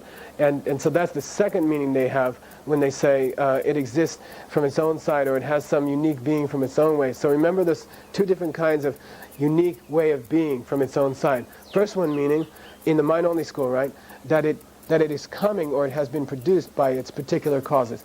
That is a unique way of being. Second unique way of being is that it has some side of its own identity, or of its own real nature, of its own reality, its own unique quality of its own. And those are the two ways in which the mind-only school think that something must have its own unique way of being from its own side. I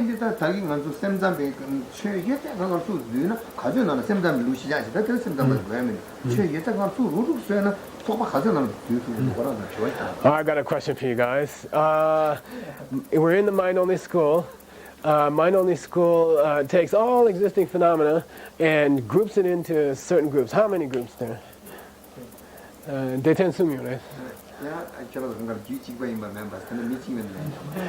It's a pity that only one person can answer. It makes me think again that you all have only one mind stream. In Tibetan class, everyone answers like as one. You know, I'll go 3. You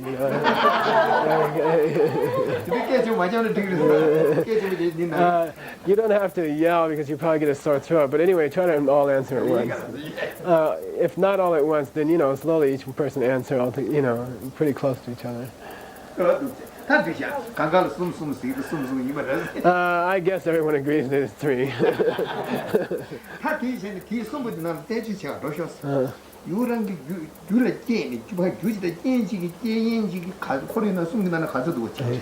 Now, careful question, and I want a good answer from you all, okay? You go into those 3 groups.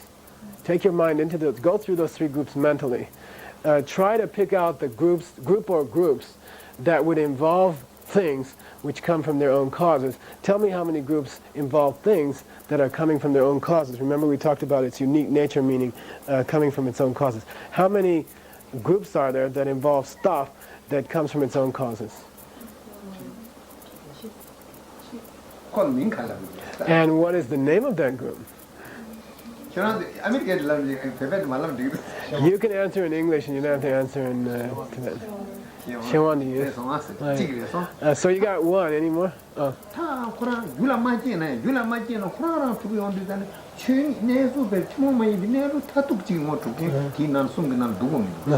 Okay, so you've covered my first half of my description of something having a unique nature of coming from its own side, right? Which was, did it come from its causes? So I admit you covered that pretty well. Now take your mind back to those three groups and tell me if there's any objects which seem to have an identity, unique identity of their own, or a unique identity coming from their own side. Are there any things in those three groups that involve things which have a unique, special identity coming from their own side? Kaza, how many? First decide whether or not there are any in those groups, and then how many of the things, how many groups involve things that have a unique nature that's coming from their own side. Come on. They tend to do the chigmato math. Koran sena sumga lole ya dine yore. Ranrangi tumamayam bin nelu yinke. Deni chuni sorchi yinke. Dulu kolai dulu dami tayo. Siapa ina de dulu ngobo ina dulu sire de. Ngobo ina dulu. Ye tahu pem dulu kartu cepet dulu ina mereka now I want to change my description of what it means to have its own nature or its own identity or its own way of being. Let's say what happens if I restrict it to some kind of ultimate way of being, some kind of tip-top way of being, some kind of highest way of being. How many of the things in those three categories have some kind of ultimate way of being? Some kind of ultimate identity. That tatus is sumbina, ni yores. Oh, chick, sorry. One. Chick yores.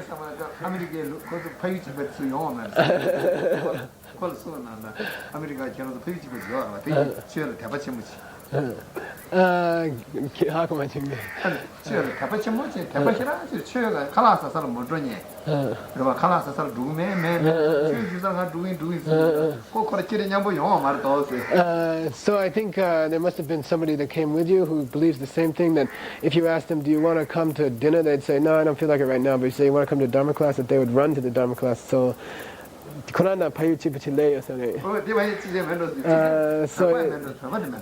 you seem to be, maybe we had got another Tibetan here, not just an American. That's what he's saying.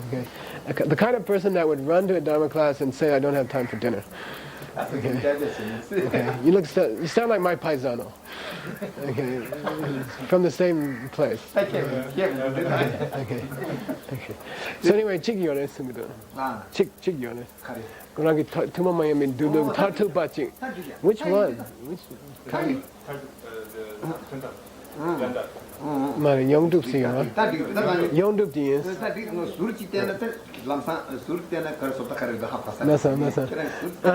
You showed me the tip of the iceberg, I can guess the rest there. You don't have to go into big explanation, I know which one you're talking about.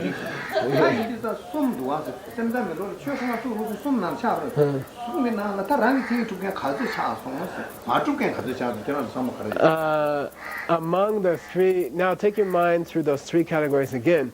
Go through them and tell me which of them exists by definition. In which of those three categories are stuff or things that exist by definition?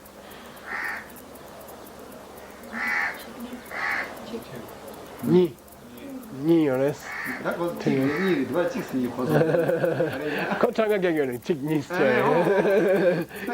Ni is two of them. Yeah.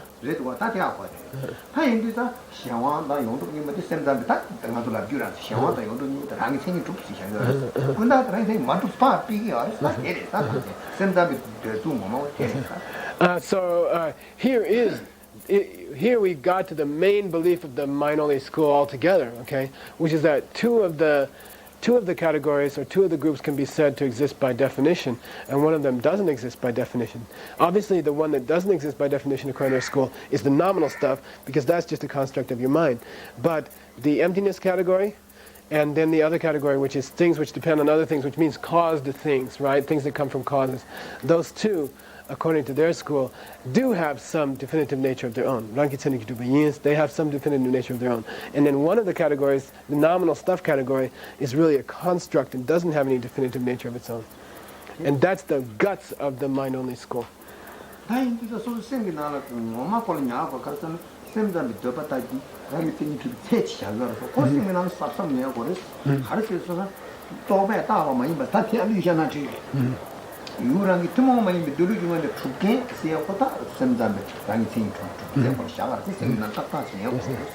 So don't forget now, stick it in your mind, okay? Remember. Oh, he says, no, you better correct it to here. Stick it in your mind, okay? Remember what it is when you're in the mind-only school and you say things do have a definitive nature. They do exist by definition. Remember what it means. It means they are not simply constructs of my mind. They have some unique way of existing that comes from their own side. And never forget, okay, keep that in your mind. You have to remember that for this whole class, that when you're in the mind-only school, and when you're a mind-only school person, and when a mind-only school person says this thing has some kind of definitive existence or existence by definition, what they mean is that it's not just a construct of my mind, it has some ultimate or some unique way of existing that's coming from its own side. 근데 투모님이 들으시면 주바세고 너도 찍면 해 말하면 타콜 삼로 동사고 투모님이 들으시면 주바세요 거나 삼로 동에 거나야 지금 가서도 찍으래 또 담을 수도 있어. So when I say that the mind-only school says that when they think of something existing from its own unique way of being, you know, that something exists from its own side with its own unique way of being, how many unique ways of being pop up in your mind? You know, how many unique ways of being from its own side can you think of? Huh? Just all of them as a group. When a mind-only school person says this thing has some unique way of being from its own side, how many different unique ways of being are they thinking of when they say that? He went through that.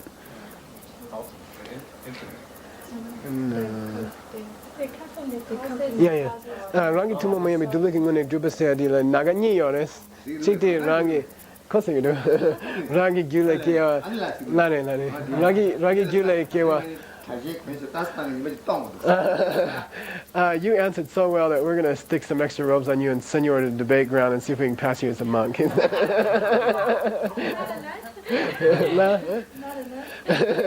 Ani doesn't So you agreed there's two? Yeah, unique way of being has two kinds of flavors of unique way of being, right? Yeah. One is coming from its own cause, and what was the other one he said? The other one is an identity. Yeah.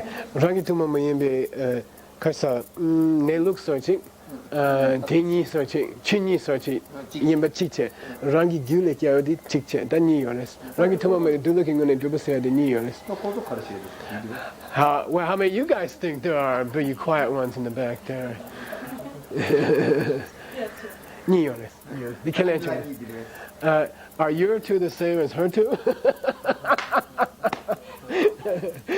Yes.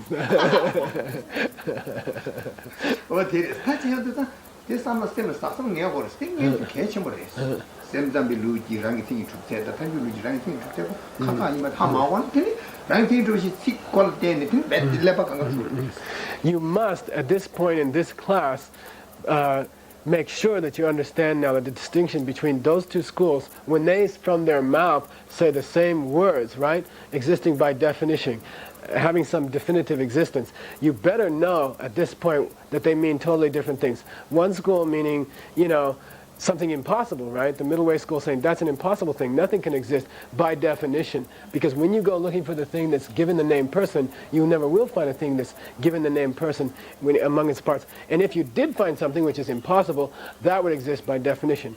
And in the mind-only school, those things must exist by definition. Because whether or not you think of them in a certain way, whether or not you project something in a certain way, they have some unique way of being from their own side. You better get that distinction straight now, or you're going to blow up your mind later.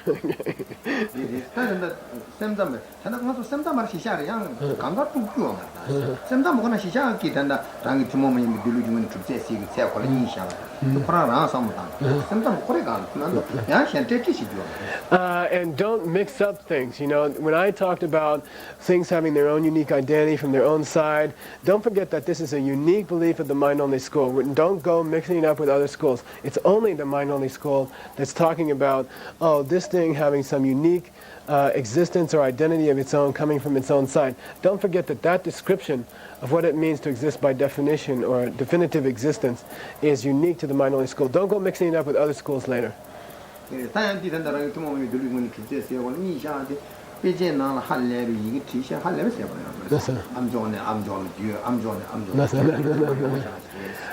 This description of what it means when the mind-only school says that something has a unique existence from its own side, right?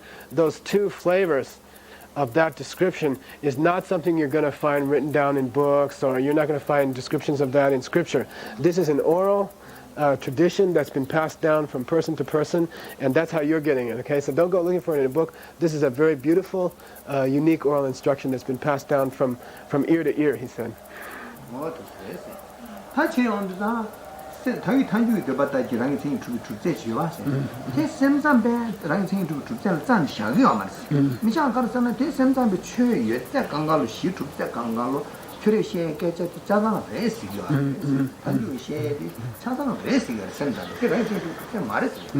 So don't forget that conversely, when the middle way school talks about something existing by definition, and don't remember what they mean when they say existing by definition, which is impossible according to them, right? Obviously, the mind-only school people will say, your description of what it means to exist definitively or by definition can't be correct, because it would apply to nothing.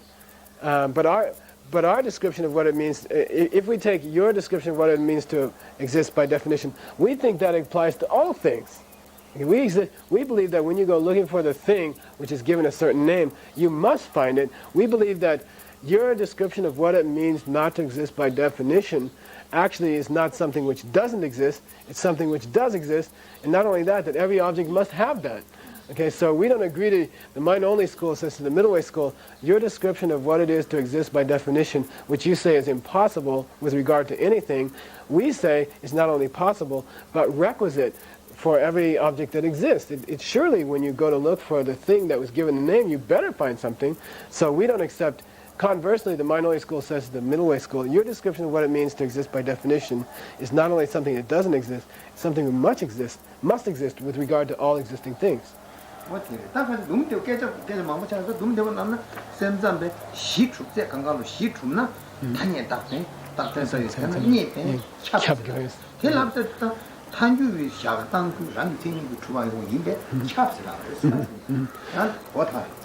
So when the middle way school says that the description of something existing by definition is something that if you looked for the thing which got the name, right, ultimately you wouldn't find it.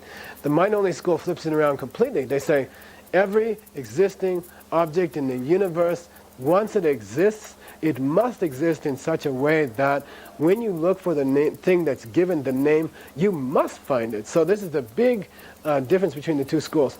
The mind-only school is saying that every existing thing exists in such a way that when you go looking for the thing that got the name of the thing, you better find it.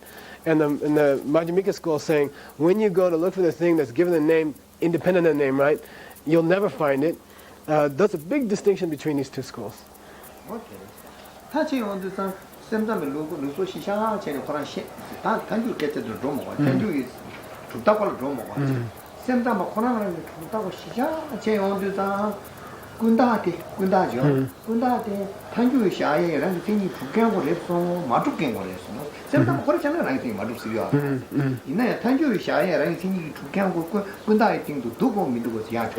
Oh, tough one here, okay? Okay. Think about what the Madhyamika, and especially when he speaks about Madhyamika, he's talking about Prasangika, the consequent school. So when the consequent school describes something as existing by definition, right? Let's talk about it in the sense of the mind-only school's description of nominal stuff, right? Out of the three groups, we're talking about nominal stuff. How does nominal stuff relate to the Madhyamika people's description of what it means to exist by definition? Question for you guys, expect an answer. Okay? You're focusing on nominal stuff as described by the mind-only school. How does that relate to how the Madhyamika Prasangika school describes things that exist by definition? It would be like all existing phenomena to the Madhyamika Prasangika school would be the nominal stuff to the mind-only school. Sometimes it looks at Shishak Chene Kunda Serdi Dang Uma Tengua Serdi Chutam Je Topi Taksam Yimbas Picture double do Tengdus Rankiteniki Dupa Serdi and Chipares such as Tengua Gay Rankiteniki Dupse Dang Semsame Kunta Yimbe Dupse to pitch a double do Sidu. Kunta thing to go do a minute, that never shall have Kunta thing to send them to Koran, the social Kunta thing to Tanju Shaya, Koran thing to tell Kunta thing to do, they just send a Kunta thing to yes, let's make it a simple yes and no question, okay? Think of nominal stuff as described by the mind-only school and tell me whether what the Prasangika describes as existing by definition would apply to it or not. Okay, think of what the Madhyamika Prasangika means when they say existing by definition and tell me whether the category in the mind-only school called nominal stuff has that or not. Rangi Kisaniki Tengyewe Lugi Rangi Kisaniki Dupse De Kuntak Yinayang Yongdub Yinayang Kari Shenwa Yinayang Dila Dukumares, Kari Sena Mevares. Good.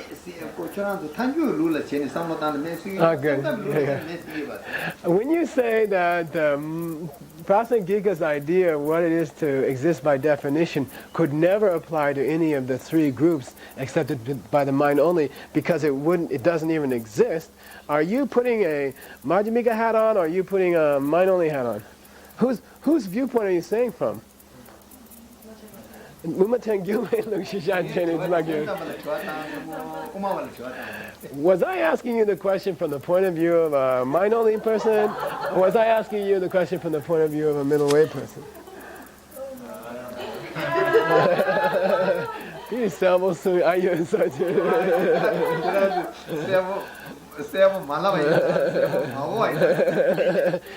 Maybe it's that I didn't translate it very clearly, so you didn't know which school you were supposed to be in. Anyway, now I'll say it again more clearly. Okay. From the point of view of a person sitting from the point of view of a member of the mind-only school, does the description of what it means to exist by definition according to the Prasangika school apply to the group that the mind-only school says exists nominally? Nominal stuff. Did I hear this? Did I hear this? My question was that.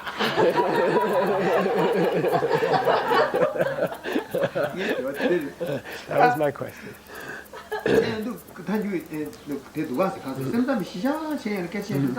군다에 띵도 탄주랑이 띵이 주바고 누가 다 거기에나 군다에 띵도 여빠지 샘담을 탄주 때 먹어 탄주 때 나서 다 샘담을 하나 시작 지는데 군다에 띵도 탄주의 개체시에랑 띵이 주바고 진소나 진격이 로고 양아지기도 도시 나서 wow. Now we're back to the original point. This is kind of cool. So, assuming you're a member of the mind-only school, and when you say that the description of the Madhyamika school of what it is to exist by definition does apply to our group that we call nominal stuff, and assuming you're in the mind-only school, don't forget, when you think of nominal stuff as existing by definition in the way described by the Madhyamika school, is that a correct state of mind or an incorrect state of mind? Don't forget, to a mind-only school person. It's incorrect. Whoa, sure?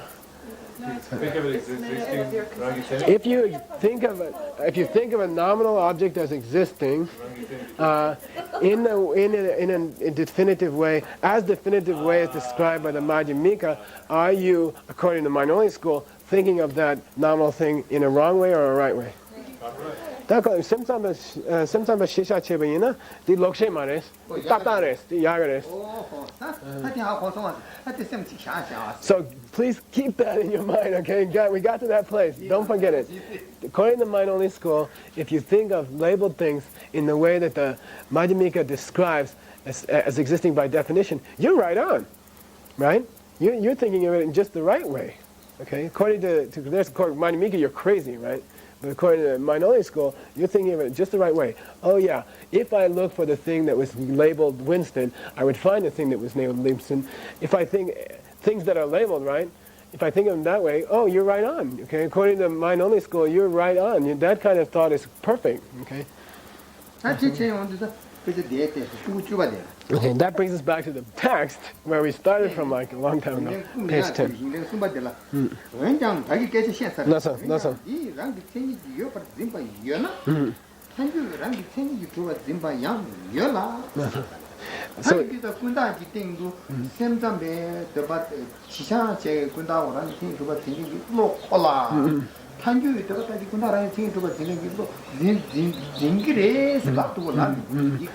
so we got back to the original text, right? We were talking about when a mind-only person regards an object which is nominal, right? Nominal stuff, and they think of it in a way which is exists by definition, as existing by definition is described by the Madhyamika school.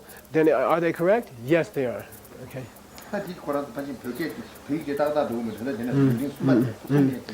We're on page 10, third line from the bottom.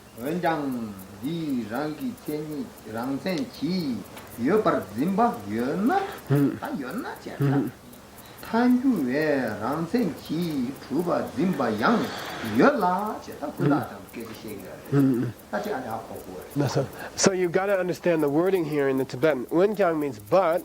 If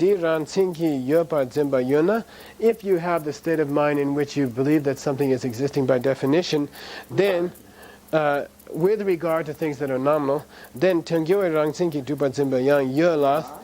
you must also be regarding that nominal thing in a way in which the Madhyamika school describes as something existing by definition. You must be seeing it that way, right? If you see nominal things as existing by definition, then automatically you must be seeing them in a way that sees them as existing by definition as is described by the Madhyamika. Okay? So it's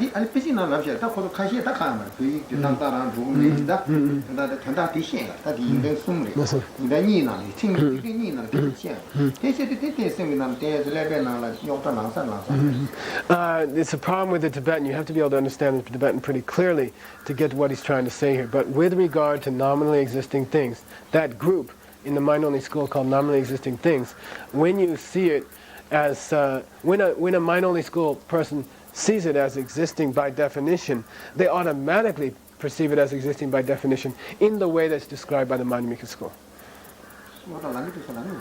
Is that a problem for you guys or not? Is that hard to catch, or does it feel comfortable? Any questions about it? Yeah. Condition, yes. That seeing the imputed, the nominal stuff as Rangi Thiniki Drupa is what the mind only is refuting, right? It's merely posited by the label and the thought. Sometimes lula kunta shisha chene ti rangi tseniki duba yin me serga konzo lulia konzo lugi rangi tseniki duba di mesigra. Yeah. In their school, they have to say that.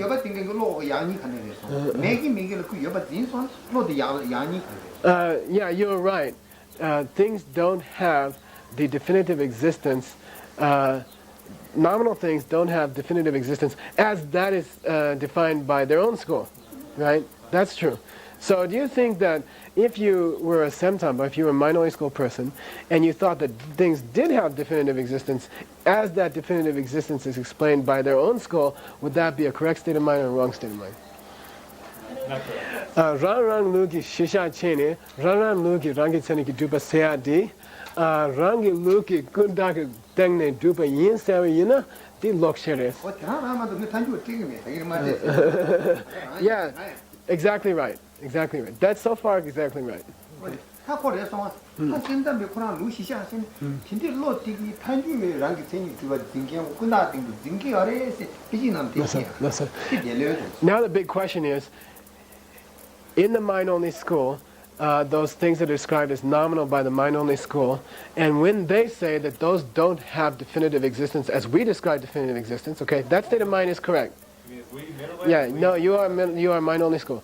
Mind-only school people say that the things that the mind-only school thinks are what we call nominal, that they do not have a definitive existence as described by the mind-only school. That's a correct state of mind. Now, does that state of mind think of those same objects as having definitive existence as the Madhyamika people explain it, or doesn't it? So people think that Madhyamika people think that nominal things have a self-existence? Is that? No, that's not the question. When a mind-only school person thinks of nominal stuff as not having definitive existence, in the way that mind-only school people describe definitive existence, that state of mind, which is correct according to them, does that same state of mind regard those same objects and think that it does or it does not have definitive existence as described by the Madhyamika people? Yore sigre. Umatang gyurwe lusu shisha chene ke rangi chene ke druba de lo dela dindegi loge kundala yo sigres. Da kundala ya semtamba shisha chebe rangi chene ke druba mekyang mekyang umatang gyurwe luke shisha chene rangi chene ke druba de lo digi di kundaten yo sigres. The semtame lu shisha cheni kundasiadi kundagi tengdu semtame lu ki rangi cheni ki duba di mekyan umatang yoe lu ki shisha chebe rangi cheni ki duba yes lo dil shagares 다 전다 뒤도 와서 semtame deba 다 지는 군다랑이 생이 주바 중에 로 독자시 와서 로 독자 되게 군다이 띵도 한주 깨자디 요아레스니 로 되게 삼리나라 로 되게 삼리나라 레바 로 그러나 로 독자죠 그 디군다 띵도 되게 깨자디 징기도 징기도 da konzo dukcha seadi shisha che yamanege kozo kunda tengdu semtame rang lu ki cheni rangi cheni ki duba me to be lo deres di shisha che ne 그 semtame 시샤선 깨라래 나서 나래 이게 깨자 디가 좋아 디가 당겨 말은 알았어 군다이 띵도 랑이 생이 주바 중에 로 독자시 와 나래 로 독자 그 다가 로 하나랑 군다이 띵도 한주 깨자디 그 이게 예신 Okay, now I'm talking about a different state of mind. Okay, you are in the mind-only school. Okay, you are thinking about things that we describe as nominal in the mind-only school, but you're having a problem. You're believing that things do exist by definition as described by the mind-only school. Now that is a state of mind which is wrong, right? Okay, so does that wrong state of mind think of those same objects as existing by definition in the way that the Prasangika describe existing by definition? No, I don't think so. in the mind-only school, they say that the things have parts and names, and that's why it's defined. But in the other school, they're talking about mental objects and not physical things. The picture kaisa semtamilu shisha chebiche. Konzo kundaki tendu rangi cheni konzo shisha ki chene rangi cheni ki duba mekyang. That tengyuri luki rangi cheni ki duba seadi yosares kayen sena kunda rangi kuntas labdigana mingdan de shopping yemis picture di uma tengyuri luki shisha cheni rangi cheni ki duba de lokshe dilea lokshe yinayang dil kunda tendu uma tengyuri luki shisha cheni rangi cheni ki duba yes cigarettes no dila yes cigarettes you're pretty much on the right track. It's good. You're going the right way. You're on the right track. But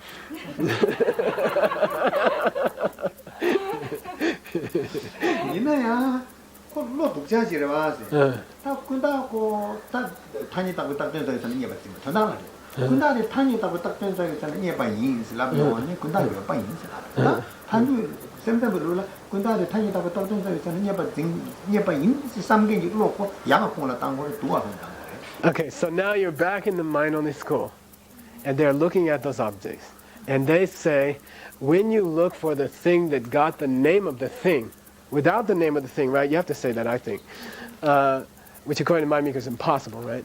But in their school, if you're looking for the thing that got the name of the thing, independent of the name of the thing, do you find it or not? They say, yes, you do find it. You do find it. Now, is that a wrong state of mind or a right state of mind? Correct state of mind or incorrect state of mind? Sulu shishachine. Tani tapi datin seri tina yose drup seri di lodila di lokshe yuna mena ale sulu shishachine. Hey, come on, we're talking mind-only school. We're in the mind-only school. So according to kuntak. Yeah. Is that a correct state of mind according to them or a wrong state of mind according to them? That when you look for the thing that got the name, independent of the name, you do find the thing. Yeah, but you can erase it too, you know? You can find it, but for how long? But you can erase it. Karishu, Mingda Kaisa, Tani Tapi Datin Sawitsena, Dukuris, Niegeres. So where is it? Nani. Shepherd Lokshe Manes, Yagares.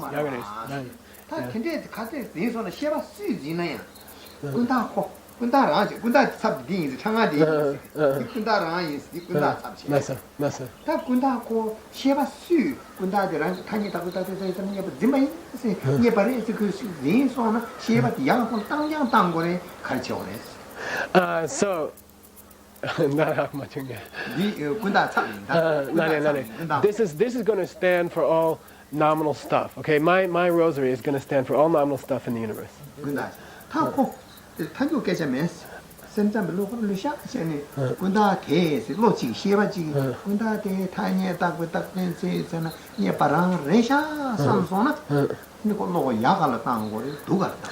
So forget Madhyamika, okay? In the mind-only school, when you're focusing on this rosary, and this rosary is standing for everything in the world, which is what we call nama, which is, don't forget, refers to all unchanging things, right? Except for emptiness. Don't forget, okay? So when you're focusing on that, and there's a state of mind that says, when I look for the thing which is labeled that, independent of the label, I do find it. In the mind-only school, is that a good state of mind or a bad state? Right state of mind or a wrong state of mind?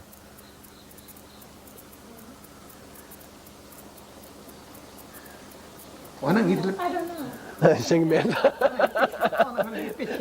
So I'll give you an illustration that will help you.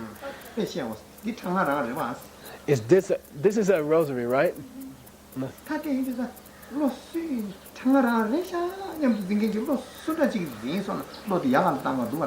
So if, no matter what state of whose mind it is, right? Whose perception it is. If a state of mind looks at this rosary and says, this is a rosary, do we put that in the category of correct perceptions or incorrect perceptions?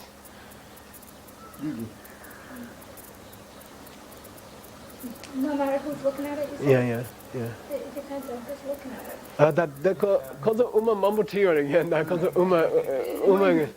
Forget Madhyamika. Don't forget. I'm just saying, you just got through a big dose of diamond cutter over and over again, right? That's Madhyamika. Forget Madhyamika. From the mind-only school, would any reasonable state of mind look at this and say it's a rosary? Yes. Yeah, and would that be in the category of correct states of mind or incorrect states of mind? That is lokshe mayim but the betatares.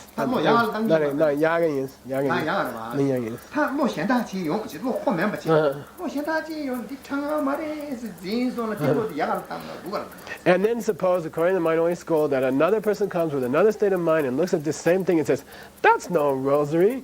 Would that be in a good state of mind or a wrong state of mind? Then we call that a bad state of mind.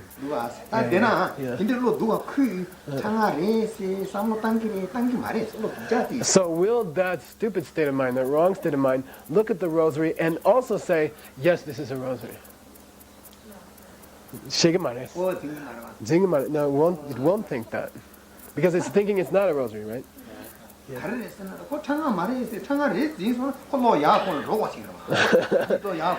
If the mind that had previously came and said this is not a rosary suddenly came and said this is a rosary, he wouldn't be in the bad state of mind category anymore. He would have shifted over to the good state of mind category. 타코 라고서는 군다체 그러봐. 생담 리소시 엄마 위샤. 생담 리소시샤 쟤는 군다한테 랑기 체니기 주가 생긴 게 그러지 여봐. 홀로 누가 임마 양아 임마서 저랑 누가 지소. So forget Majimika. Remember, we're in the mind-only school, and you're looking at this rosary, which is standing for all unchanging things except for emptiness, right? So he's Remember, nominal things, and it comes up and says, this thing exists by definition, and by definition in their own meaning of the word, right? Which state of mind is that? Is that good or bad? That's a bad, Wrong. bad Wait, state that of it mind. exists Exists by definition as they define exists by definition. It's bad because cancer bad. is Yeah. They did that dictionaries. 다 독자들이 군다하고 타니에다 딱전세나니에 빠레스 생기만. Now that same state of mind that takes this in the wrong way, right? It says this exists by definition as they describe existing by definition. Okay? Would that state of mind understand that when you look for the thing that is named this object, you find it? Would it say that or not? Yeah. Would that Yeah, it would say that. mind-only school? Yeah. Would that wrong state of mind that says this does exist by definition, which is wrong, right? Yeah, about the kundak. If that wrong state of mind came and looked at kundak and said, yes, this does exist by definition, which is wrong even in their own school, right? Yeah. Would that same state of mind come to the rosary or come to the kundak and say, oh, when I look for the thing named kundak, I do find something named kundak? Say it, but Yeah. Tani tapi tatin sewa itsena yus sigres sem rangi tseni ki juba yin serken digi lo digi rangi tatin sewa itsena dup sigres